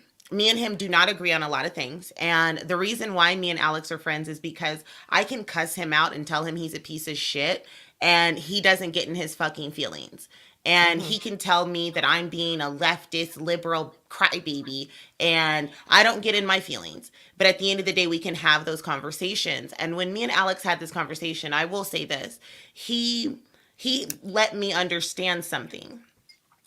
Racism and blackface, as you know it across the pond, is completely different than Right. racism and blackface as I know it here in America. And there's a separation there. And I don't think Alex is ever really going to completely understand what I say as a black woman when I say that Miss Hussy is putting on my skin. He's never going to completely understand that because the minstrel show that Europe got was an adaptation, watered down version of the minstrel shows that were already going on in America. You got the baby brother version of it. And I think that has a lot to do with the way possibly that he may be looking at the situation. It's not as a big deal to him. Also, at this time when he decided to do his little "ooh, I'm coming after Jan" thing, he didn't know that you had already been talking about her. So me and him had talked about that, and I was like, well, she got a video from like 4 months ago calling this shit out. So at the Six very months least, ago. he did say he was going to apologize to you for the fact that it was like, oh, that he had got that wrong because he thought you just jumped on the bandwagon. I don't And I'm jump like, on no, bandwagons. that wasn't the situation. But yeah, me and Alex do keep each other honest. We do not agree on a Hmm. lot of things. He I just would makes like me to, he teaches me how to word shit better. yeah. I just wanted to say how blackface in the UK is still like prominent, just like Hussy's Yes. Thank issue. you. It Thank happens a It's lot. you. Racism in the excused. UK, it's very obvious. Like Yes. Yeah, sometimes, it's excused. It's almost normalized. I started doing some reading because I was like, okay, I'm ignorant to the black No, it's not experience. though. It's not no, though. It's not. it's Don't not. listen to Alex. Don't listen to It's not. Okay. him. Well, I went He's on wrong. BBC. I went on BBC and I was like, okay, I'm gonna like try to figure out what's going on with black culture in Europe because I'm highly ignorant to that. Just like Alex is ignorant to black culture in America, I don't understand black culture in the UK. There's like a couple of rappers that I like, and Idris Elba, who I just just love him to pieces. And but that's about it. Like I am very ignorant to that. So I don't understand why there's a Black Lives Matter movement in the UK. I don't understand that. I don't. Because You we know. suffer the same. We The- suffer the same. Yeah. Okay, it may be different. I did a video Yeah. about it once. I did a silly little video where I talked about racism in England, which is Yeah. a bit different to racism in America, in as much as it's more under the carpet. It doesn't mean to say that we don't face the same things. Our police do not run around with although they do have guns more now. Yeah. They don't shoot up black people as like they do in America because we don't have guns like that over here. So you said it's just not Having as violent. yes, Yeah. yeah, we're Okay. not as violent over here, Okay. but I just wanted to add as well, like in the police system, where sorry Mm. to cut you off, Jan. I'm so no, it's sorry. fine. It's Like the fine, police honey. system, like in the UK, because my sister's like working as a police officer, like she's Oh, studying as one, and they would have sessions where they'd be like, if you see a black person, this is in Brighton. Brighton is so racist. They would be like, if you see a black person, they're most likely to commit crimes, and this is what they're yeah, teaching the police officers in yeah. like Okay. academies So and in you do schools. It's experience crazy. systematic racism. So Yeah, Yes. 100%. that hey, there's the other. We have one class of people and then the other, and we treat the other completely Yes, different. Okay. 100. All right. Like So the, and like systematic a, is crazy. and I think what happens a lot, especially when we're on Twitter and when we get on YouTube, we forget that we're in different countries. And I think maybe that has a lot to do with the way that we attack situations, or even sometimes the way we attack each other. Because the way that we look at situations, depending on our perspective or our vantage point, is going to be completely different. You know what I mean? I can't speak for black people in the UK. Alex can't speak for black people in America. DC can't speak for Jewish people in Kentucky. There's like three, I think. But like, you know what I mean? Like we can't speak for each other when we're coming from all these different places. And I think I wish more people would take the time to just go, you know what? I don't know what the fuck I'm talking about. So let me shut up and ask instead of let me tell you what you're supposed to feel. Right? The main difference I see with racism in the two countries, in Britain and in America, is that it's much more heightened, and I think it's because of the way of life. It doesn't mean to say that we don't suffer it. We do suffer it. I suffer it every time I go out, but to a different degree. Yeah. Now, I remember talking to Charlie Gold about it once, and her saying that she has to be careful when she goes out, the color of clothes she wears, Yes. and other things, because that can be a bad sign. Yes. In where she lives, I think she's in Florida. Do we have the same things? Yes, in certain areas, yes, we do. Like in Bristol, and what other areas, Sugar? So we're Brighton. humans. Brighton, maybe Wolverhampton. In certain areas, it's worse. Yeah, And it's that's when horrible. you get the riots, because we do suffer it. Don't listen to what Alex says. I don't know where he's coming from, where he He's not making lives. sense. He's not Because making it's so sense. obvious. Like if you would go outside, sometimes like you would see blatant racism to your face. Sometimes you would Yes. face it. Yeah. Like Okay, so I guess, and again, you guys know I'm ignorant, but I'm not scared to be ignorant in this space. So like, all right, I understand colonialism. I understand how colonialism spread across the world. I understand how Europe, put its finger and its penis on everything as it kept going around.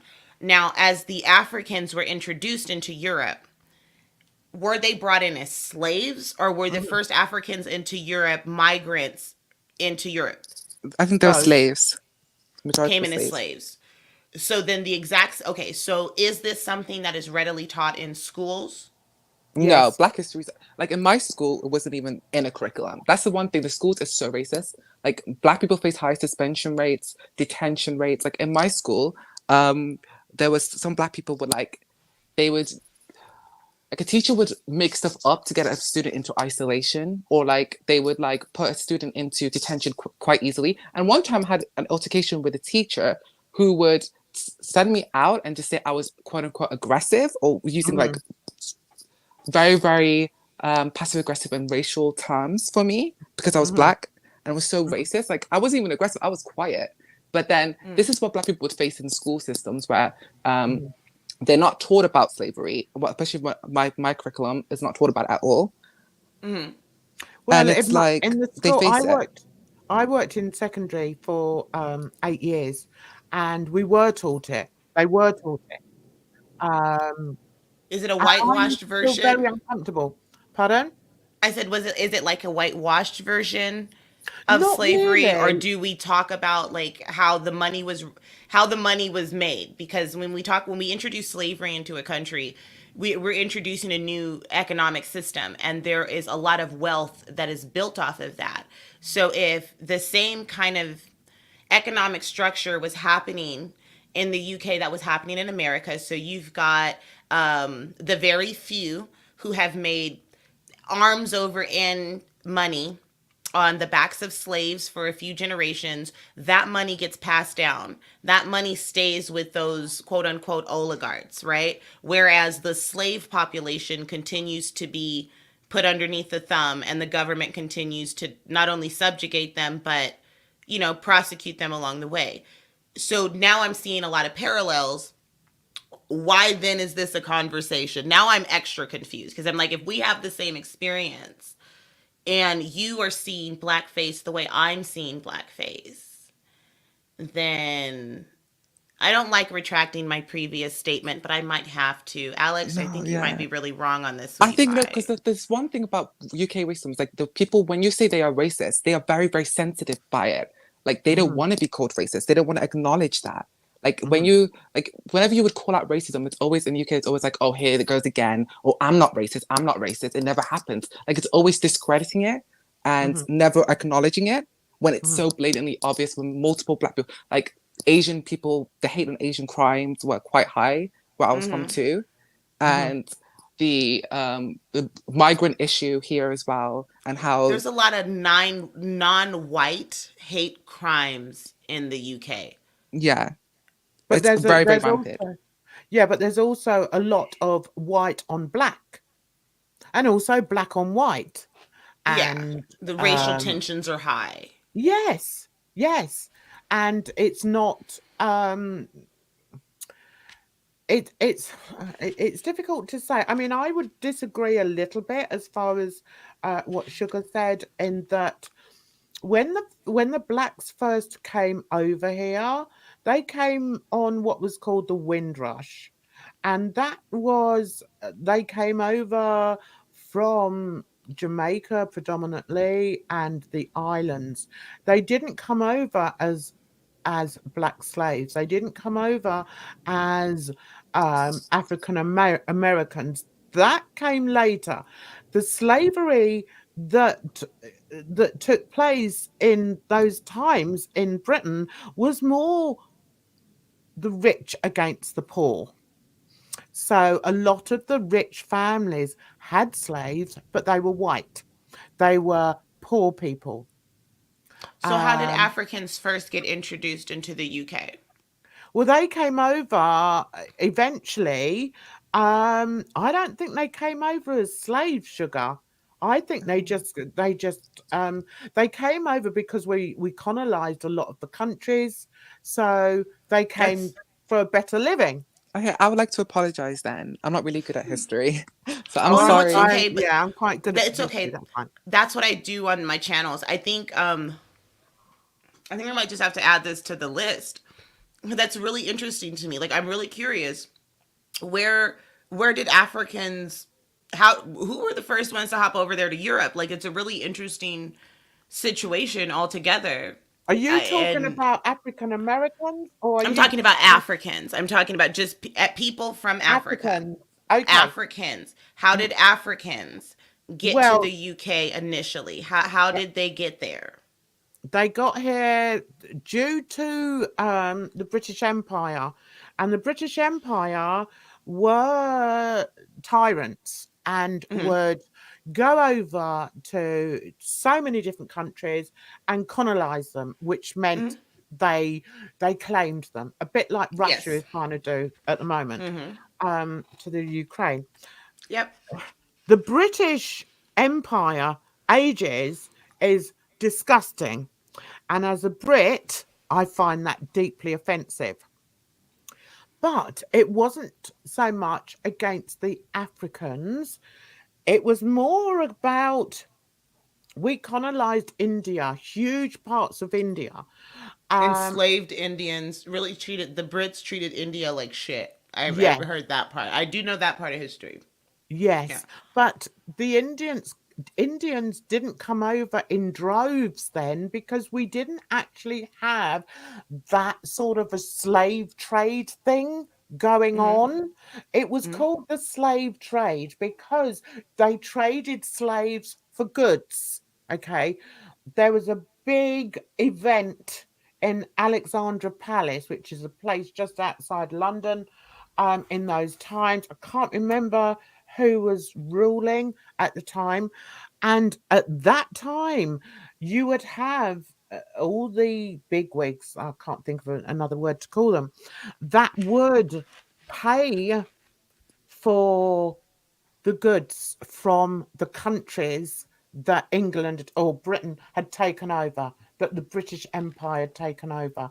That's how we got all the silks silks and so many other, what's the word I'm looking for?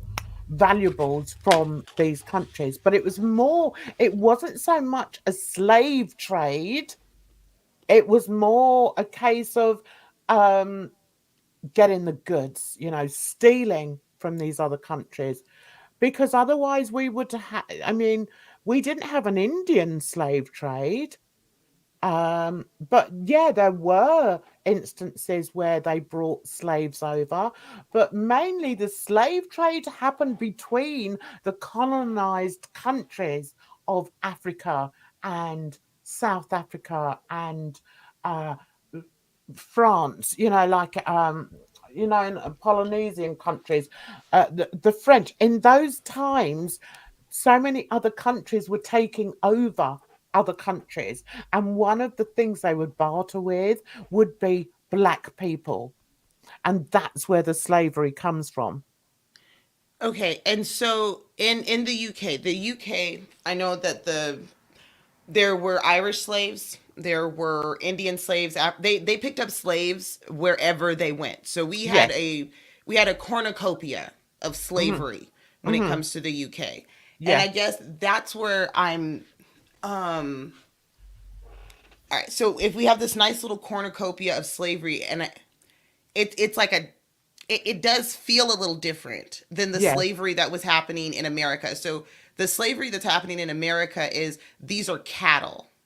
Yes. The slavery that's happening in the UK are these are conquered people, Yeah. and we have just you're going to work for me now. Yeah. And I think maybe that's the big distinction there. That's Mm-hmm. the biggest distinction I see is Mm-hmm. that you have a group of people that were captured and turned into housemates, keepers, slaves. Were there atrocities? I'm sure there were, because Yeah. humans are disgusting no matter where they go. Mm-hmm. And as opposed to the American slave trade, where we literally are using people as cattle, like they were Yeah. not human, you Yes, know. and also what I believe, tell me if I'm wrong, when the black people or the African people, I say, Mm. first came to um, America, were they set up? They were set up in certain areas of There were America, weren't pins. Well, they? there were, yeah, there were like pin. Do you mean like the housing units that they used to put the slaves Yes. in? Oh Yeah. yeah, Yeah. just kind of pins, animal barn pins and things like that. Yeah. Stacking them on top of each other. Yeah. They were Just kept away from the white community, weren't they? yes, Were they were they? kept away. Yes, especially in the very beginning, they were unless they were a house person. Um, yeah, like you weren't allowed. They weren't allowed to mingle. Like I said, it was that's Yeah. what I mean. Like completely different in the sense that the slaves of America were not human. They were literally not human. You wouldn't let a pig in your house. You don't let a nigger in your house. That's kind Mhm. of how that was, as Mhm. opposed to what's happening in the UK, where they had been doing this slavery thing for a while. Like they just go That's what I'm trying everywhere to and take say. slaves. But I Mhm. guess so is it racism that's happening in the UK, or is it classism? Both. Both. Both. We Okay. definitely have classism over here, but we Definitely. Okay. also have racism. Hmm. And so I think, that's one of the reasons I find Alex to be so offensive because he's diminishing all the experiences that black or mixed race people have have had. Yeah. And I find that very hurtful, as a black woman here, and I'm sure Sugar does as well. Yeah. It's very offensive. Highly offensive. Because it's Yeah. taken away our voices because like millions of people in the UK face racism. That's why the BLM protest was really, really big here.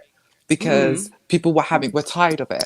So people face Yeah. it through like the GP, when you go to GP and the doctor might be like, oh, minimizing your pain because they think black women don't feel pain. Or it'll Mhm. be like through school systems where you are highly likely going to face suspension or detention or mainly Yeah. ridiculed by the teacher because of the basic of your race and not treated unfairly. Mhm. So it's kind of I upsetting used that to he doesn't see see that. that. As I said, I worked in schools for 8 years, and and there were a few black kids there, and I definitely did see a difference in the way some of the teachers would speak to them and deal with them. And in actual fact, I mean, I'm not blowing my own drum or anything, but blowing my own drum. But there was a boy in particular that I used to work with, because I used to work with children, pupils with learning difficulties and, problematic kids. And sometimes, anyway, this particular boy, I think he was about 15, he was a black boy, and he'd come. We live outside London. We're about 30 miles outside London now, but he came from a very rough area of London. Sugar, you'll understand. He came from Tottenham, from the Tottenham area. Yeah.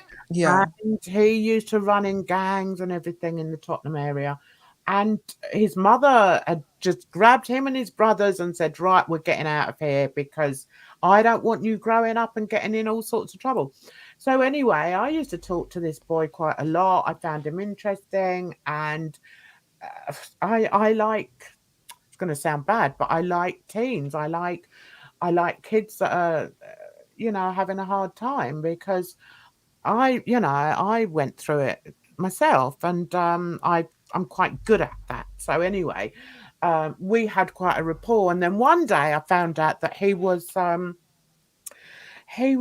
the word, suspended from school, and I was gutted for him, because I knew the backstory. The teachers weren't interested in the backstory. To them, Mm. he was just trouble. He'd argue with the teachers and this and that. But they didn't see him as a kid that's come out of, look, what we would call the ghetto. Believe me, areas of Tottenham are the ghetto.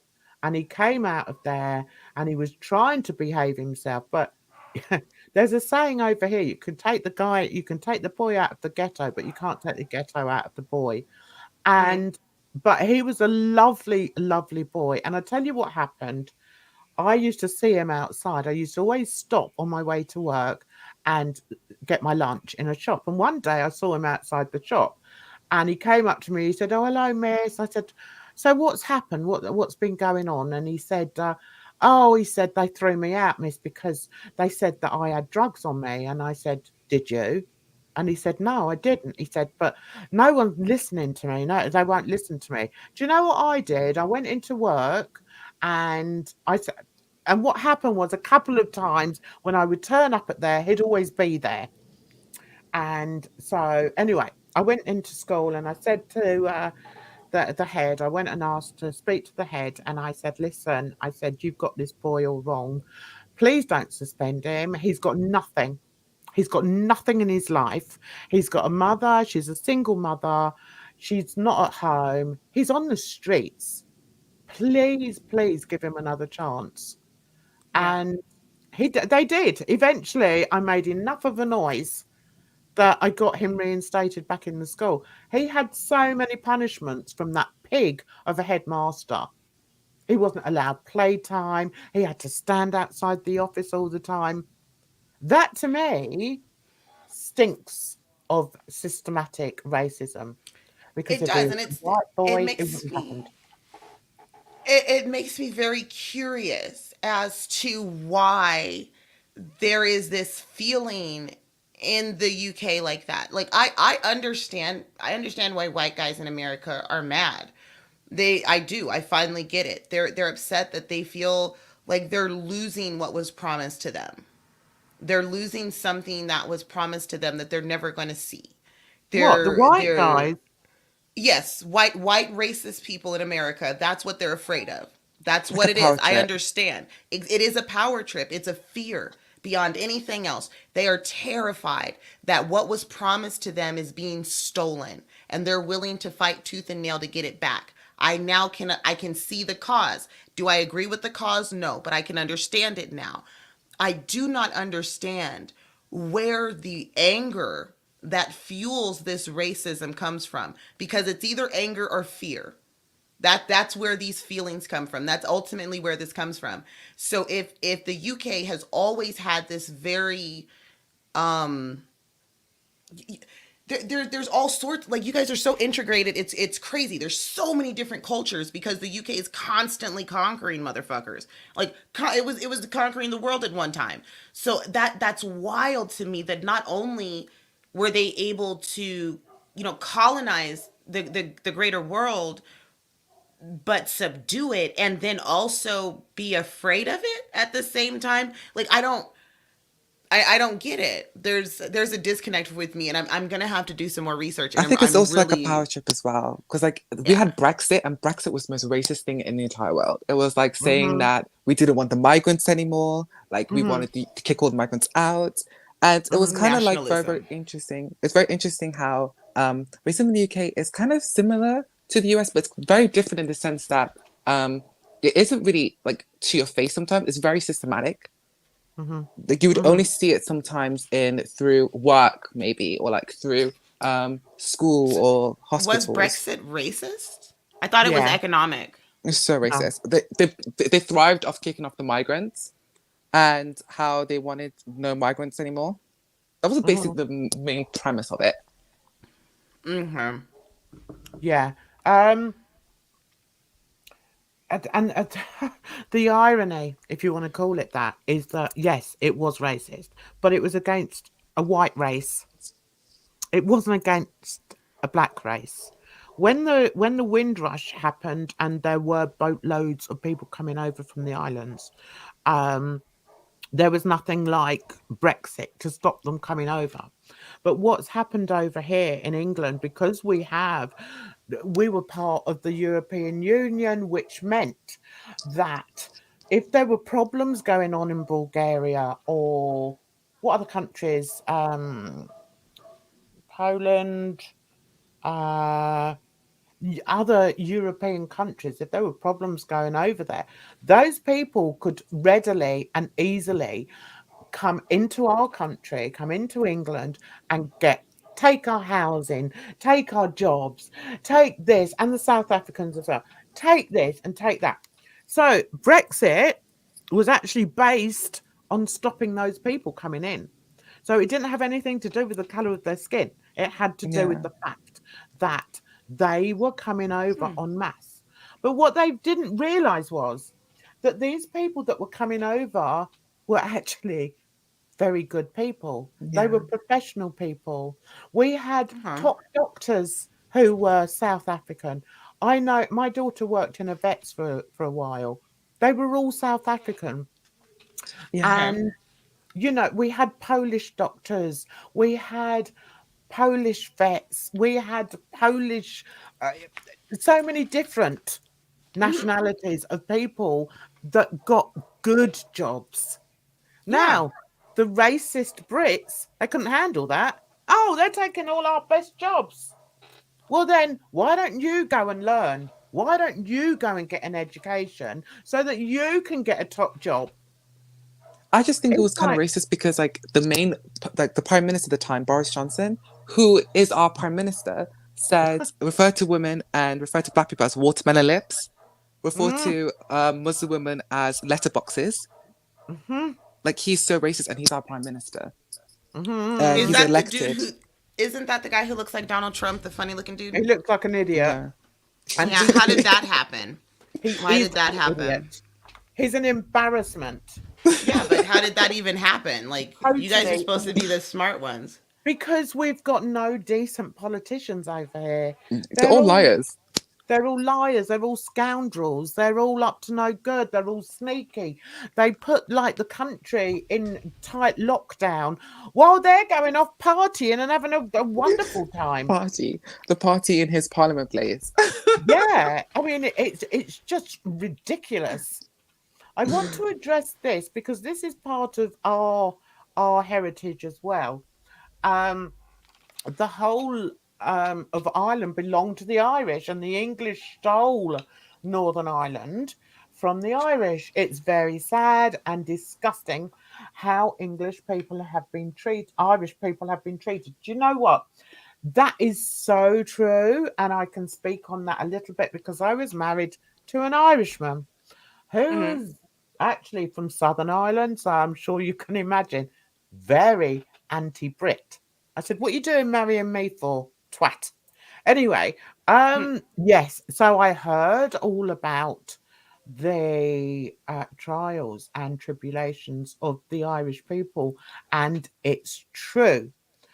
Belfast and Northern Ireland were they taken over by the Brits? I don't Yes. know. I'll take your word for it. No, they were taken. They were kidnapped. They were Yeah, displaced. They were enslaved. They were raped. They yeah. were murdered. Their cities were Awful, burned. awful, I awful, believe there awful. were libraries destroyed, sacred sites, and things like Everything. that. So, the things that the Brits do best. Oh, You I know. know. I'm telling you about it. I'm telling you, I'm absolutely disgusted. It breaks my heart. I just want to That, quickly say that I want to apologize to Jan because I did say something with your score a little bit back where I said how Ira Alex is a mixed person, can't speak about black issues. So I'm very sorry about that. But what I meant to say was how a white presenting person is like taking away our voices and saying yes. how Hussy is not blackface when we all came out. Most people came out and said it is blackface. Mm-hmm. Mm. So I don't know how a white presenting person is going to discredit us all Mm-hmm. and He should be silence ashamed us. of himself. Sugar, I agree with you 100%. I mean, Well, even I'm though mixed. As I'll I be like, said at look, the beginning, yeah, I have a white mother. I have a white mother and I have a black father. I yeah, feel as strongly about someone doing blackface as the next black woman. And it's not hmm just because I'm black presenting, it's because I care about people. I care about what Yeah. people have gone through. see, even for me, I don't like the whole he can silence. First, Alex can't silence nobody. Like No. me and him disagree on a bunch of stuff. Like I don't see how he can silence anybody or even take my voice from me. He can't take my voice. Like he can disagree with me. He cannot understand. He may not see me eye to eye, but Mhm, he can never ever ever ever nothing he says takes power away from the knives I throw with my tongue. mhm. And you know what I mean? Like I go yeah. I don't get it. Like Oh, I've heard you go, girl. You can go. Because And I just so wanted can to say that I. because like now Hussy believes that he's not in blackface because a black person told him that he's not, or yeah, a mixed that's race because person. Shani, just like Shani said that it's okay for her to call people niggers because she used it the right way. Plus, Dave Chappelle told white people they can do it. So, yeah, it totally makes sense. Um, yeah. And they don't understand that. I mean, do I get affected? Do I get offended if a black person uses the N word? No, no, I don't. Do I Yeah. get offended if a white person does? Yes, I do. You Yeah, got because it no has right to use history. it. I mean, do you feel the same, Sugar, or is that just me? Yeah, because it has his. I don't even say the word. I don't even say it I've because never I think it used has it. history and it has pain, it has suffering attached to it. Hmm. So Yeah. I don't understand why these people are so obsessed with using it. It's like they really desperately want to keep using it. Hmm. I yes, there is a lot of people they want to use it. I use it unironically. I pepper it on everything. I season everything with it because if you're not uncomfortable, like there may be a point in one of my conversations where we're having the talk and I'm gonna drop the R word. Why? Because I want to see just how uncomfortable you're gonna be. I want you to feel it. I want you to feel it. Maybe I'm telling a story where that's what I have to talk about because that's what we're talking about. Hmm. I'm not going to sugarcoat anything because history sucks. Humans are fucking shit and sometimes those words do need to be said. Also, I just really like calling white people niggers cuz it's hilarious. On the topic of that, It's just hilarious. we should also talk about like how gay men are impersonating black women. I don't even know how to touch that with a 10-foot pole. Do you Right? Like I don't know? That's because really weird, isn't his it? orientation, like your sexual orientation doesn't matter to me. You're a white man in blackface. That's all I care about. I No, don't but care where you it's put a your massive thing. penis. It's a massive I thing don't in the care. community. Is it like I don't Yes. to me like I don't understand. Like do gay men just hate black women? Like No, is I there think a thing like it's I because they relate to them in a way because like black women show like suffering and like Yeah. they they have some so form of they like relation. fetishized us. No, I think it's No, I because like don't they think see it's them fetishizing. as like Okay. a role model, and then they use a black accent, and then they start becoming a little bit offensive, and they start impersonating them. Yeah, do you know, I've never It's a lot. actually thought about that, you know? Did you watch Blackface? The Blackface. Did you watch the British Drag Race? No. No. Sugar? No. Oh, it's rubbish. Rubbish. Yeah, Do no, you I know like the they RuPaul had- Drag Race. Sorry, you don't watch it? I watched like season 7. I in watch American. RuPaul's. I like Yeah, I it's the like the. same. I didn't know that she did a UK one. Yeah, I didn't know. we have a UK one, and we've just had a UK versus the rest of the world drag race. What a pile of shite that was.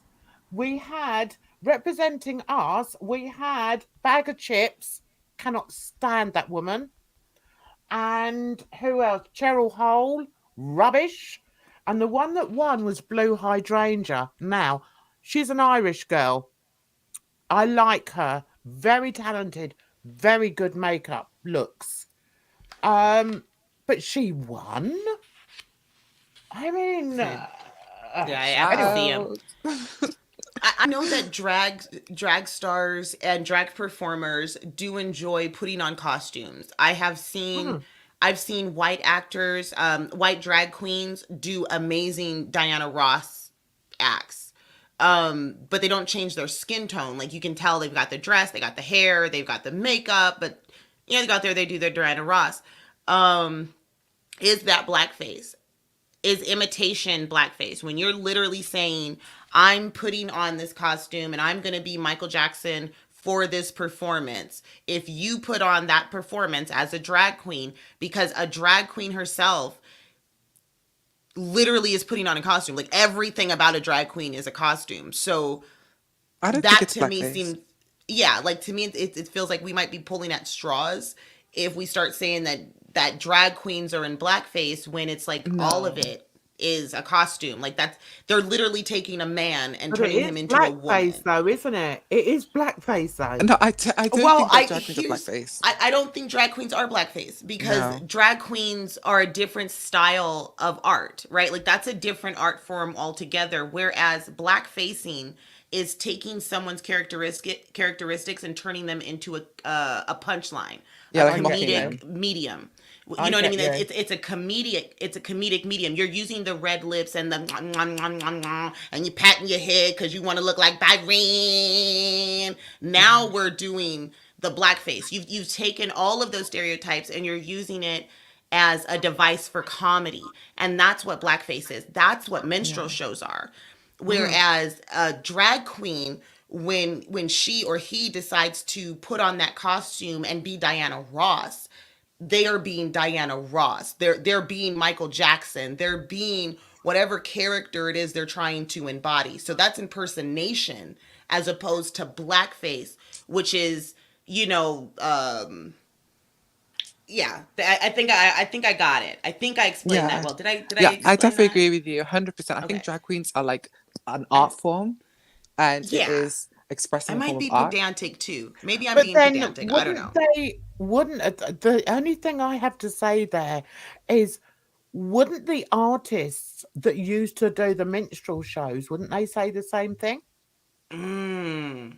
No, because I like the don't minstrel like you shows were now. like having harmful stereotypes and it's mocking them. But she's making a good point, though. They would make the same No, argument I'm they making still right now. think that it's an art. Shit, still I don't say like it was you an right art. now. Okay, yeah.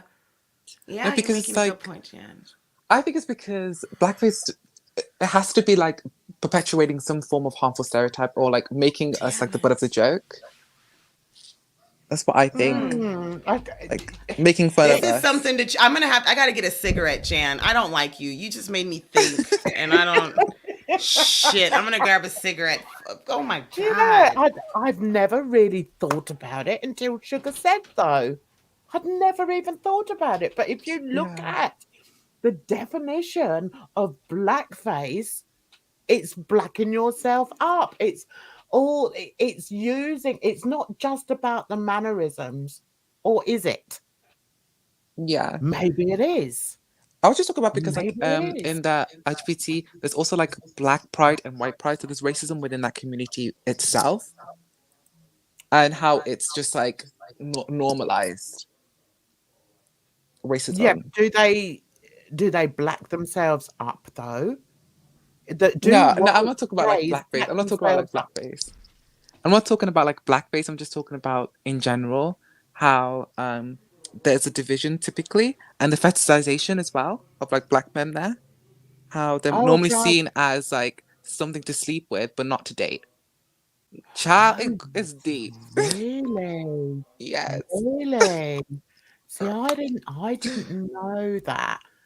I don't know that Yes. much about the It's gay so scene. like it's also like very I think Real Crochetter could also talk about this where it's like there's so much tribes and it's like it's very divisional, like it's very divided. Like are you an otter? Are you a bear? And if you're like a black person, it's like it's even harder to be in these communities because it's like the ideal is like a white, a muscular, masculine guy. See, I would disagree there. I would say that that's down to systematic racism within the world. It's Yeah. it doesn't Yeah. matter whether you're gay or trans or whatever. If you've got a black face, you're seen as lower than, and I think I that know. just spills over into the gay world. I could be wrong. Cherry, I don't think gays don't hate black women. That's true. I agree with that. I just say that they impersonate black women. That's what I I've got a said. few gay friends, and I don't think that gay men hate black women. They No, I I don't. think I think Hussy likes to hide behind his homosexuality and use it as a shield from criticism. Yes, That's that's my thing. That's why it's like I don't even care about your homosexuality. Every no, time he tries to bring it up, it is a complete non sequitur to me. mm, It doesn't matter. Like you're a piece of shit because you're a piece of shit. yeah. Period. I think even Alex agreed with that. Like he knows that what I think he went ahead once he saw that fucking Hussy was out here with the baboon comments and shit. Alex agreed with us on the whole idea that yeah, Hussy's racist as fuck. And the conversations that we've had, he agrees that it's blackface. He just doesn't think that it's a bit as I don't know. Like we still have our disagreements, but he does know that it's blackface. I rate Alex as an asshole. I don't know if you guys know that. Yeah, he's a big asshole. I don't like him. He's an asshole. He is my stinky little asshole, but yeah, he's an asshole. Um, Now that he we're he talking about he's an asshole, but I love him. now we're talking about the gays, I'd like to Yeah. introduce one of my best buddies. Absolutely adore this man. To give a different, to give his perspective. Say hi to Carsten. Hi, cousin. Hi, Hello. Hey, Yes. Hello, darling. Oh, he's gone. Where'd He's he go? disappeared. He'll be back in a second. He'll Ooh, be back can in I? a Can second. we? Okay, okay. So I learned this. I learned this, and I'm gonna do it because I can actually do it with people who know what I'm talking about. Would you like to smoke a fag with me, darling? Yes, I'm gonna have a fag. Yay! Are I you finally having a got to fag, say. sugar? I am. I never got to say that in proper context, and I was like, "Ooh, I'm Oh, gonna take the chance." I always say to Carsten, I'm just going out for a fag. Thank you. We do still use it over here. We call them fags. I just wanted Yes. to say a quick. I just want to say something really quick. How I actually love both of you guys. I was like an avid viewer of both of you guys. I love you both. Oh, Thank you. I'm a oh. weirdo. I don't know why anyone watches me. Well, I'm the same. But girl, those puppies, you all right with those puppies? Look at you. You look bloody stunning. Beautiful Those girl, Yes. puppies. Yes, the queen. girls. The Do you know what girls. puppies are in America? Are they Yes. my yeah. You're My putting girls. you're My putting girls. my puppies to shame. Yeah. I Shame. grew into these puppies and I'm very proud of them They look very and good. I'm super proud of them. I was thinking about getting fake ones at one time in my life, and now that I'm almost in my 40s, I'm like, no, I'm No, good. These are you don't need fun. them. You Yeah, don't I'm need them bigger like, than that, girl, do you? I mean, no, I they went and they got resized, and they told me I was a D cup, and I was like, what? It's like, yeah, big girls club. I never knew that. I didn't know. Last time I was just a C. I was a mighty C. So now I'm a D cup. I'm Someone's super been excited. working those titties by the look of things. Did you know, you know? And you're You still work looking over here, there's gorgeous. a fan. I don't know Yes, I've where been my man's working. gone. He's I'm working on coming it. back in. Yeah, no, you look stunning. Your hair Thank looks you. beautiful as well. You look good, girl. I love this wig. I washed and refreshed it recently, Uh, and all the curls are bouncing You should give again. And I'm Hussy some like, tips. mm. I love it. Hussy don't want to take care of wigs. Hussy, that's just, I think that's the gimmick. And I think the gimmick of Hussy could work if he just dropped the the extra nastiness. shit. Yeah, just drop the extra shit. Be Hussy. Tell your weird little stories. Do your Chantal impersonation, mukbangs, whatever. Uh-huh. There's a market for that. I'm sure somebody would love that shit. It's not for me, but somebody would like it. You know, Yeah, you I probably think he'd won't do do Yeah. as much that too. fuck shit. I think if he Yeah. needs to So, just drop the act and just be yes, himself. Like, it's not Hussy, be funny. yourself. Well, Yeah. Ken walked himself into a corner with that character. I think it's kind of like, okay, you know what Jim Carrey did, the Pet Detective. Yeah. He did that weird series, and I think there were two movies. He did an interview talking about that role, and he's like, I walked that character into a wall. There was Mm-hmm. nowhere else for the character to go. Mm-hmm. He had Mm-hmm. already farted on all the animals. He already did all the stupid, goofy antics this character could possibly do. There's nowhere else. It becomes, repetitive. And that's what happened with Hussy. Hussy picked this character and ran this character into the ground. And maybe he should pick another character. Start over, pick another character, whatever. It's not Oh, like I you Yeah. don't can't make a new know. one. You know what I mean? I mean, he You can changed do his it name multiple again. times. Also, stop scamming people with the fucking GoFundMe's. Like, stop the GoFundMe's. That's another thing. It Just just makes no stop. sense. Yeah, stop with the GoFundMe's and just, But try it again. isn't that also it's a lesson, I think, for most people, for most creators. Just be yourself. And if Yeah. people don't like you, they don't like you. And that's You know, okay. I, Yeah. I don't think, oh, I've only got this amount of people following me because I'm black. That's the last thing I think about. Well, But here's some the people crazy do part. think like that. A more mature woman, a more seasoned woman told me one time. She goes, honey, 99% of the world isn't going to like you. Get Exactly. used to it. Yeah. So, and that really helps me when I accept the fact that 99% of people that I meet on a daily basis that I interact with are probably not going to like me. Yeah. And that is totally fine because Yeah. the majority of the world will never even know I existed. So it's okay. There are more people out there. You don't have to get butthurt. All the infighting that happens, like the fact that DC and you and Alex have a problem. I am not going to pick sides. I would never No. do that. It doesn't bother me. And I I'm not wouldn't going to pick expect sides you to. between. Yeah, like I don't give a shit. I You wouldn't guys. expect you to. The same Yeah, as I'm not keen on negs, and I've I don't never like exactly, hidden that negs. from anybody. exactly. I'm I not took keen his on negs, but I apology love the other DC. day. I Yeah, took his apology the other day. All right, you've apologized. Great. yeah. That's It just doesn't that's mean the we have thing to be about growing friends. up. Yeah. But That's the thing about being a grown up. I know somebody who, well, I think he can probably answer. Do gay men like black women? Here we go. Oh, Mm. Hey, the Crochetter! drama. The drama. I know gay My men don't like iPhone's me. camera lens immediately spotted Mrz Parker, and so it was intimidated and hang up. What can I say? Oh, how are Carsten you likes doing? boobies. Carsten likes boobies. He may be a Where are the gay man, boobies? but he Where are likes the boobies. girls? He's Listen, always going on about mine. I know that gay men don't like me, and I'll tell you how I know. Because every single time I tried to sleep with one, they won't let me. And that's how I know they don't like me. And I would How like dare to they? exactly. It's offensive. It is offensive. I have never sucked a gay man's penis and I am upset about it. And I'm highly upset about it. I'm upset and I feel like it's discrimination. Yeah, that's what it is. That's how I know that gay men don't like black women because they won't sleep with me.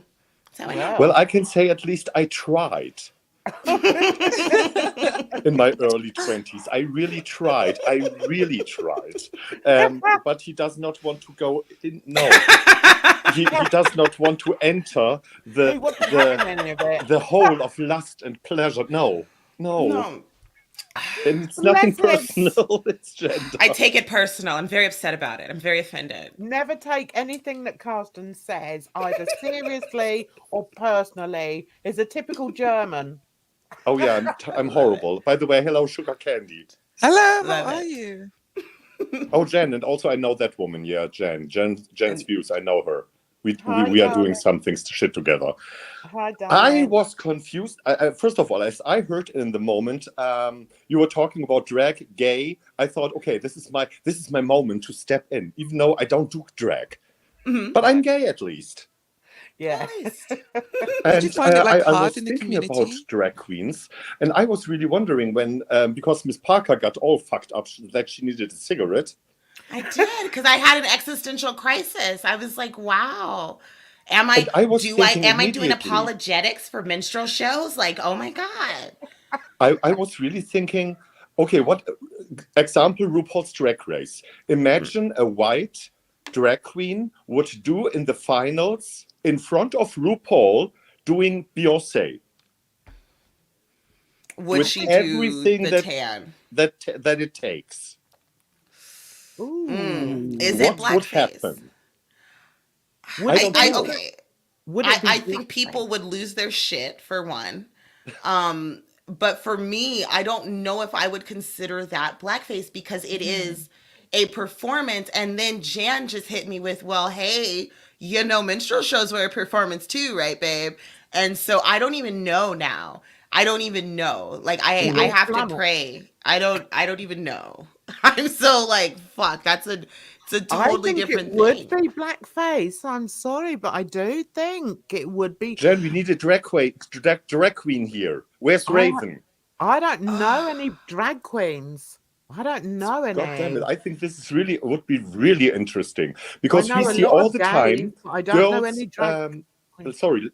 gentlemen performing, for example, as Cher, Exactly. Ah. and Exactly. you But see she's not black. gentlemen and of all colors because Yeah, people do she's share in such an all icon. colors. Yeah, there are drag queens that will do share in every shade of color. Also, we have a drag king here in Vegas who does an impersonation of Michael Jackson. Okay. Okay, She is a white woman who pretends to be a black man. Does she black up though? No, she's Michael Jackson, so she doesn't have to. But Well, that's I'm not just like, blackface is then. that blackface? Okay, I don't somebody's know. put some names down there. Okay, do you know any of these? I know Bianca Dario. Yeah, she's a And drag Of queen. course, we know Bianca Del Rio, Yeah, that's a drag queen. I know that name. Yeah, the that's an filthiest iconic mouth name. that has ever come out of RuPaul's Drag Race, and we love her. Yes, iconic name. It is Um, interesting though. It's very. We've really set the cat amongst the pigeons. We need a drag person. Yeah, To Sooner or come it's a on. later. very We need interesting And then I we want thing. to need throw the in. queen to come and Can I tell throw us. another thought in here in the group? And I'm going here on a limb because it can make me racist. Oh dear. Oh, Oh my God, I know. You're gonna get And we canceled. Germans, we have other problems. We have also an N word, but our ones is ending with an I. And we have our own problems with that. And I'm not comparing here the N words and where it's coming from, okay? I'm just Yeah. trying to be silly. I And know. because I was doing for 10 years this fabulous sport called Latin American formation dance and partner dance, ballroom dancing on the international competition level. Fun. It's And in good. our formation, there are always 8 guys and 8 girls, and everybody is using the same paint of color for the whole body. Okay. That's not blackface though. See, I Because wouldn't call that we blackface. are imitating a Latina.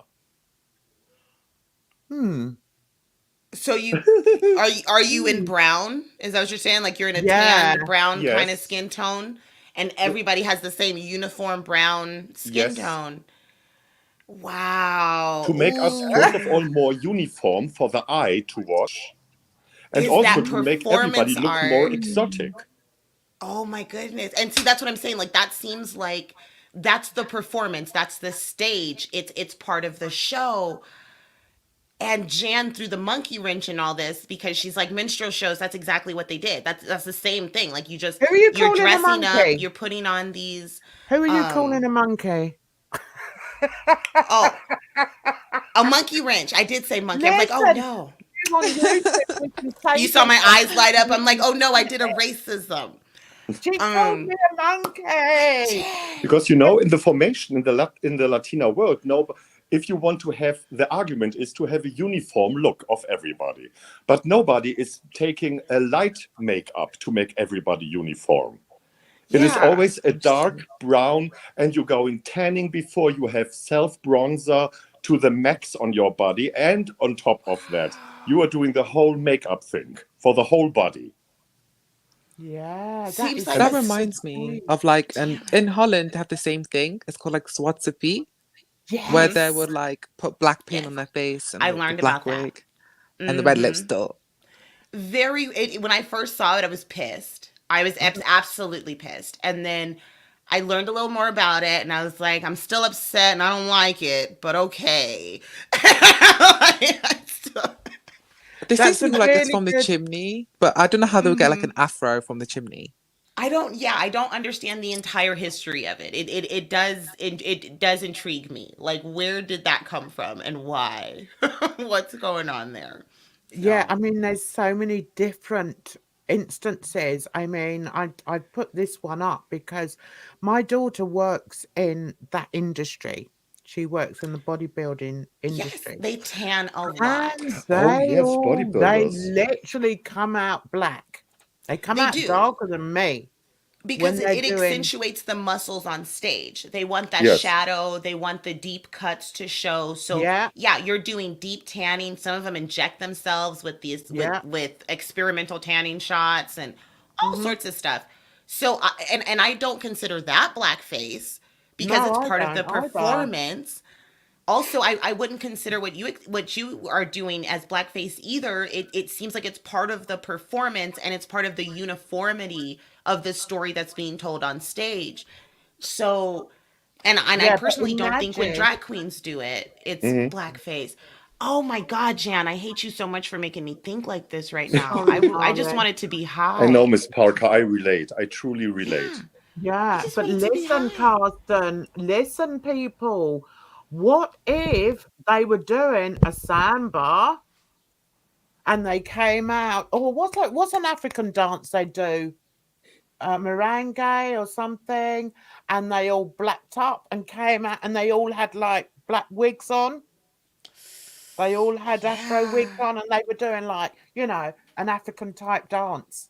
Then I think people would question it.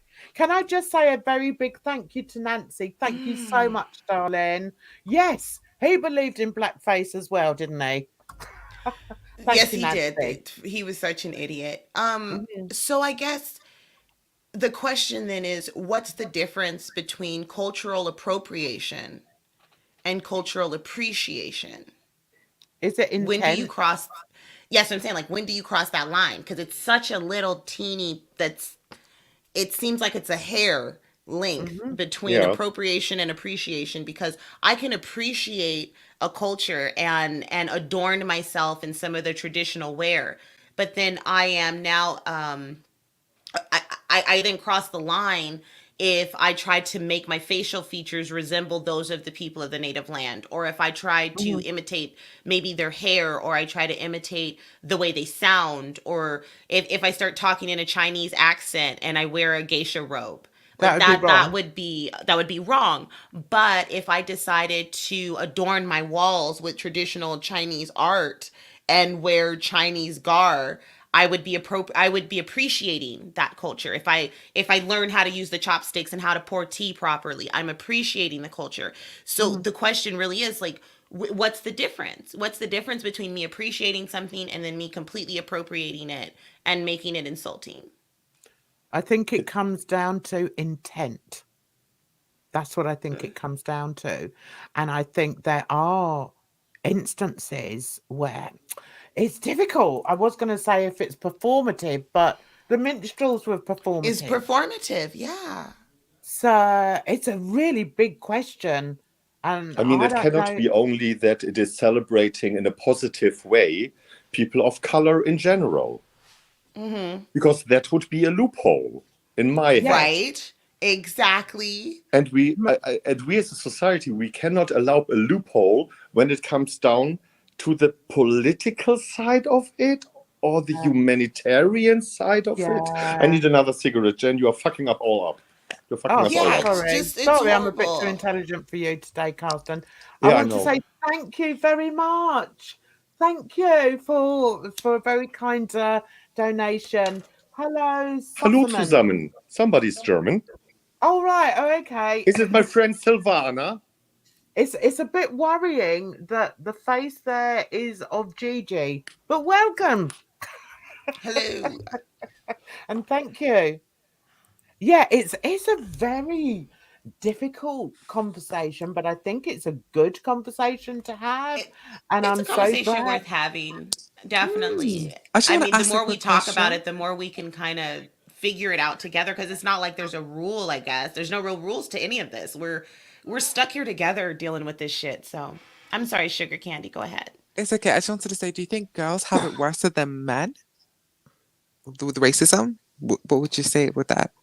Well, Um over overall, in America, I think black men deal with it the hardest. Dark-skinned men in general, just dark-skinned men in America probably get more targeted than anybody else. And that goes for dark skinned Muslim men, your dark skinned Egyptian men, dark skinned Native men, just dark skinned men get it the worst. Now, when it comes to women in America, yeah, dark skinned women probably have it worse than lighter skinned women.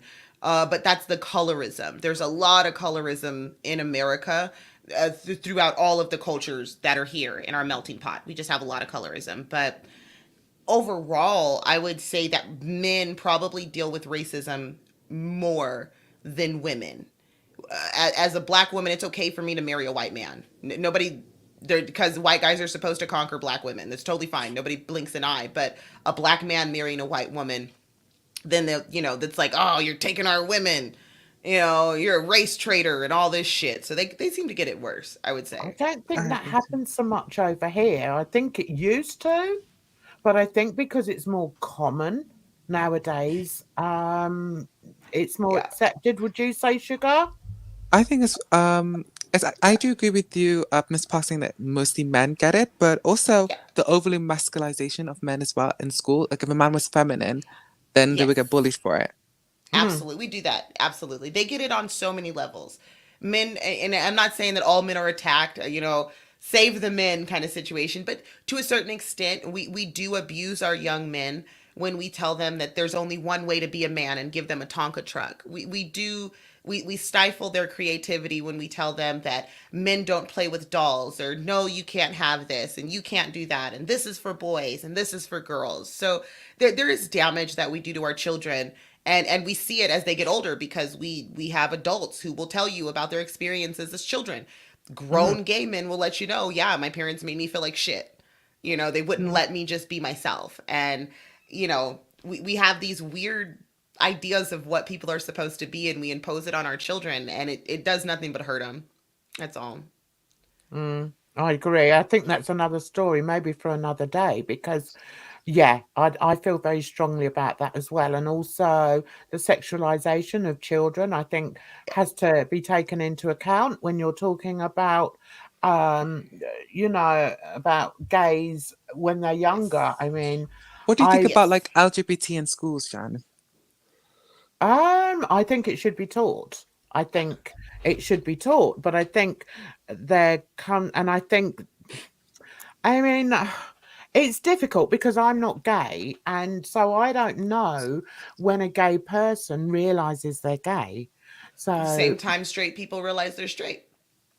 It's the same thing. Like, yeah, You we go always through know. puberty. Yeah, you go through puberty just like everybody else. And yeah, when I started going through my actual puberty, you realize, yeah, I like girls and boys. That's what I realized. Like, I like girls yeah. and boys. Now Oh, it so takes you're you a bi? while. Yeah, Yeah. like it takes you a while to kind of come Yeah. into it, but you find out the same way that everybody else does. There really is no difference. You come into your sexual awakening around the same time, so anywhere between like 9 and 13, you're Yeah. figuring out what you like. You know what I mean? You're having sexual responses to things that you're not even aware of. So Yeah. that's what's happening. And I think kids in school should be able to know that there's nothing wrong with you. Mhm. This is totally normal. Okay, you got a boner in class, or hey, you might have woke up a little moist or something, whatever. Hey, these things are normal. Good We times. have to talk about this stuff. And I know it's awkward. I know it's awkward. And I know a lot of parents, they're like, oh, if I tell my kid about sex, then they're going to turn into a sex fiend. But no, that's not the No. problem. It's like nobody's telling anybody to play Ron Jeremy porn to kindergartners. What we're Mhm. saying is there should be education of Mhm. sex in school, not hey, how to fuck each other, but hey, these are your private parts, this is what's happening.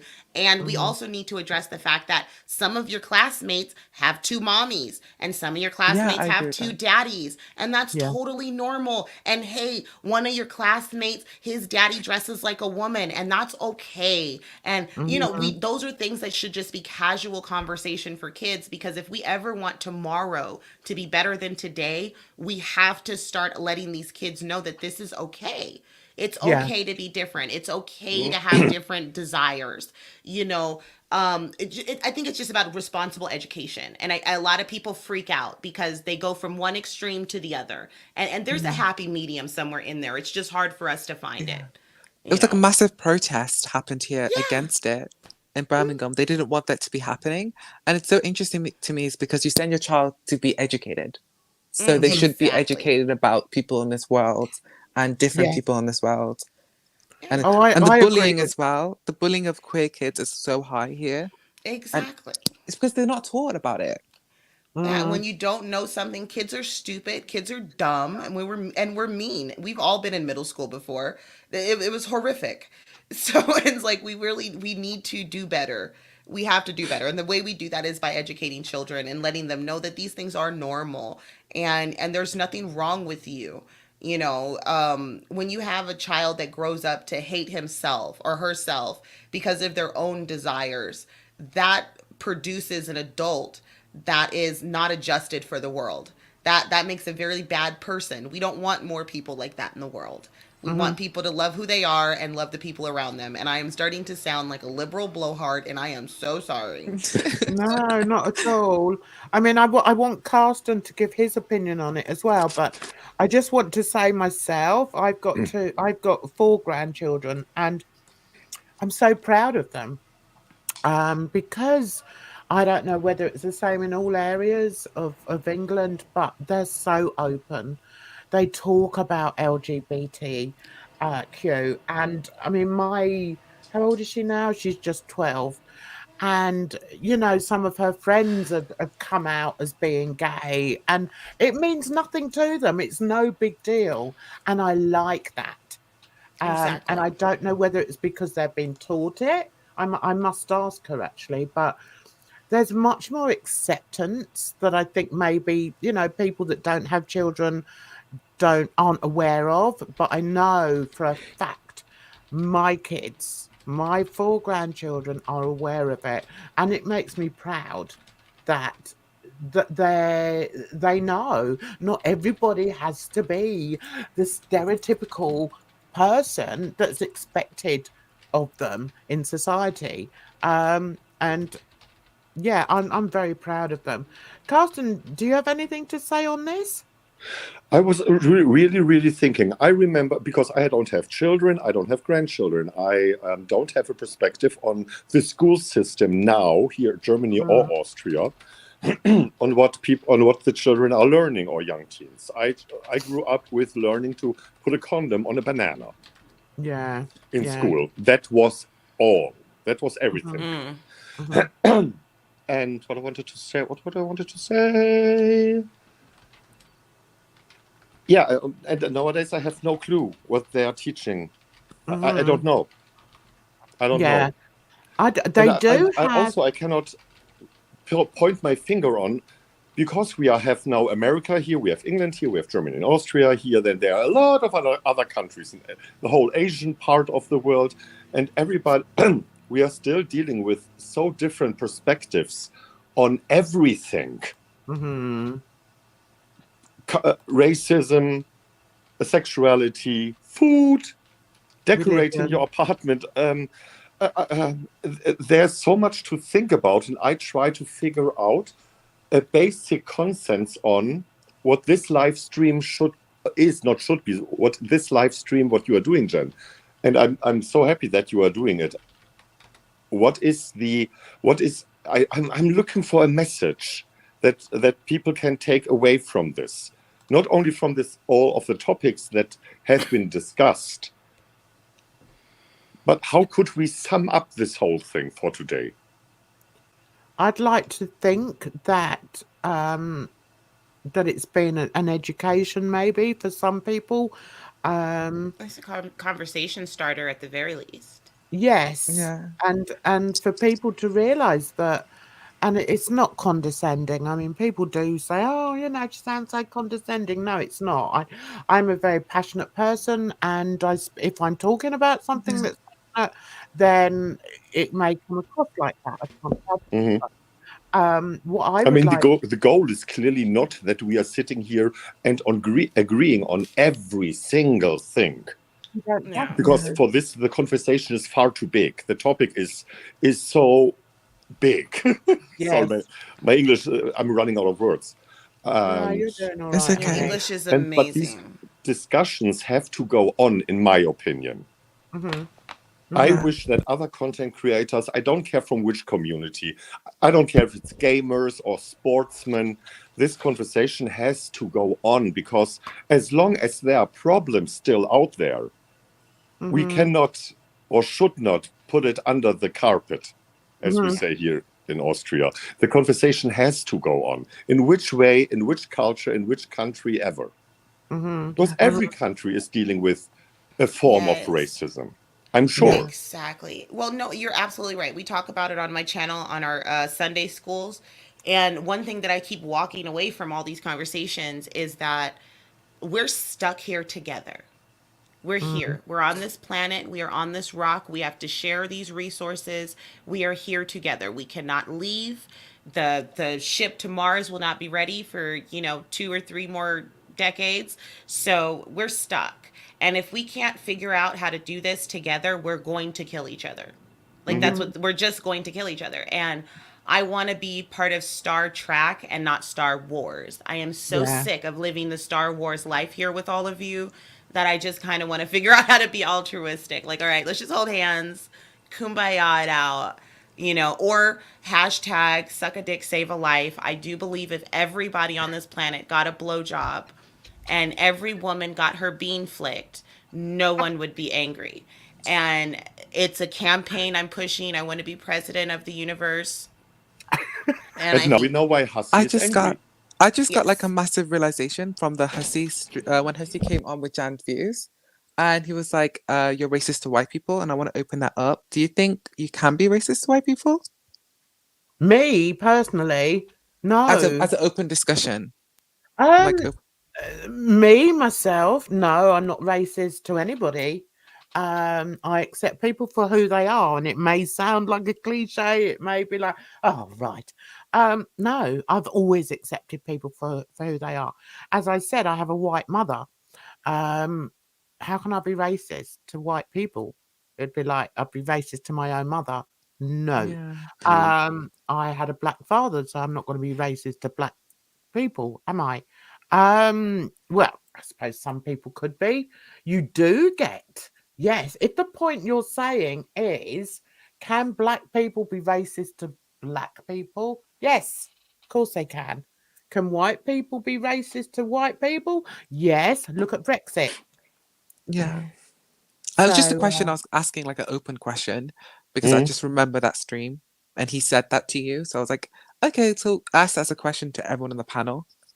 I think at that point he was just screaming anything he could think of that would insult me. but nothing he said upset me or insulted me because it was all garbage. And I don't really care what the likes of Hussy or Tragic or Alex think of me. I know who I am, and I'm proud of who I am. You're definitely And not racist. oh no, Definitely not. no, Just and I'm ignore not that. homophobic either. I'm not homophobic. This is my best buddy here at the moment. Oh shit. And I've also my other best buddy is Pakistani. And when her son got married, she wanted me to dress up in the I said, "Oh, I don't know. I don't know. Won't people think that's inappropriate?" And she said, "No." I think Yeah, for the calling someone occasion. out, Yeah. I calling someone out personally is not think that racist. I would be so happy if Hussy would clean up his act, take away the wigs, put them away, and the glasses, because he is claiming that he is a comedian. He's not. And aspiring actor. He's not. And if he is a funny person, you don't need a wig, glasses, lipstick. You don't need it. Yeah. If you're a funny person, you can pull off great content. And as Yes. I mentioned before, I cannot Thank you, remember Dee. where, Ms. Parker, you know I have asked you about this because I wanted to do a Mr. Parker reacts to gay men. Oh, Mr. Parker. So Sure. Mr. Parker, he's doing his best. He's come a No, long I would way. be Mr. Parker. I Oh, wanted to you do want a to be my parody Mr. on you. Parker? Yes, Mr. Parker please. reacting to gay men. Please do. Yes. Yes, but here's the thing. I already filmed it, but I'm talking in a black accent. Oh my I honestly God. here with your accent, I think it's fine. I think It'd be hilarious. it'll be hilarious. I'm excited for this. Please. Please, I am so excited. Yes. That would be Carsten, the bless best. him. Carsten does come out Yes. with these weird Yes, I ideas. know, I but I love cannot it. help. But gay men is weird. You know what? That's what gives them flavor. They say there's sugar in the tank. It's not sugar. It's just flavor. They put a lot of flavor in their butthole and then shake it around. That's Oh all my it God, is. she's gone there. Shake it. Mm. I know all the secrets. Yeah, I know all the secrets. Oh, I bet you do. I totally agree with what Josephine's saying here. Let's not gatekeep nor assume how one another feels. That's the Exactly. big thing. That's the Exactly. thing that, with me and Alex, how dare he say how I should feel? And he actually had the audacity to say, I was only bringing up blackface because DC told me to. He actually said that. Well, yes, but he did apologize for that because I corrected him. I do know he Okay. apologized for that. I corrected him on that one, and he knows he was wrong for that because you had already put out videos like 4 or 5 months ago Yeah. on Hussy, but he didn't know about them, and me and him talked about it, so he knows that that is no longer accurate information. So I can't fight for him on everything, but I will. I know for a fact he did. He should have said sorry. He might have said sorry in an Alex way, which is I blocked him, so I wouldn't have known. Oh, okay. And he's being a horrible yeah. friend as well. Like, he was a horrible friend to Yeah. DC, calling was her like a awful. cunt and not sticking by her. He was Hey, horrible. Yeah. hey, They rub Carsten, each other did you the hear wrong the way. word there? Carsten always laughs when it's said that way, Sugar. Say it The again. cunt. Cunt. Yeah. Cunt. Because I was working in London, believe it or not, with my accent, but I was working in London at the time. And the producer has asked me if I can speak and sing more in a British accent. And I told him, what do you want from me? That I say cunt? Just to make a joke, because I can't. My accent is so thick, my German one. I'm too old, maybe. I don't know. I love your accent. It's freaking amazeballs. Like that. Well, It's let's delicious. Let's yeah. just Hello, finish girl. on here, guys. We've Mm. been Hello, here for ma'am. 3 hours. So let's finish Yeah. on here. Okay. Okay. If we can all just have a final word on it, and then I can say good night and go and make myself a cup of tea. So let's start with you, Carsten. Please, Is Hussy, clean up your act. When you come back from your liposuction, start all over again. Your fans that will enjoy you with wigs, glasses, will also enjoy you without. and just come back and be the funny person that you claim you are. Good. Just a suggestion. Mrs. Parker? All right. I would like to say I have a prayer for Miss Blackface. I pray that a flower pot falls from the windowsill and hits you on the head. I pray that your brakes go out while you go down the hill. I pray that when you go to the bathroom at 2 o'clock in the morning, you step on a Lego. I pray that the ingrown toenail on your big toe continues to grow until it needs to be amputated. I pray that you are so constipated the next time you decide to have sex, you shart all over his dick. I pray for you, Miss Blackface. And the church said, Ramen. There, I did my Amen. thing. Amen. That was wonderful. Sugar, I just can wanted you to follow say, that, darling? I'll try, but Miss Parker's really good. It's brilliant. She Brilliant. sure is. I just wanted to say to Miss Hussy, girl, you are broke as fuck. Your wigs are dusty and musty. They're all on the floor. And I just feel sorry for you. I think I feel pity more than anything because your face is sagging away. You look like a saggy ball sack. And when you speak, we could smell your breath, honey. Like, honey, you need to close those mouth and brush your teeth. For all your money, you can't afford a toothbrush and a shaver? I thought you were rich, girl. I thought you were rich. That. And we're calling you out. You're a racist. Stop saying the R word. That's you. Like, you're racist, honey. We've been know that it is what you are, honey. And I just wanted to say to the panel, I love you all. I love you, DC and D. I said D Higgins. Yeah, I love you, D Higgins. Thank you so much for saying thank you for me to being on here. Like, I love you so much. And I love everyone on this panel. And thank you so much for having me on, Jan's View. Thank It was you a blast. for coming on, darling. You were great. Thank you. I love you so much. Thank you so much for letting me in.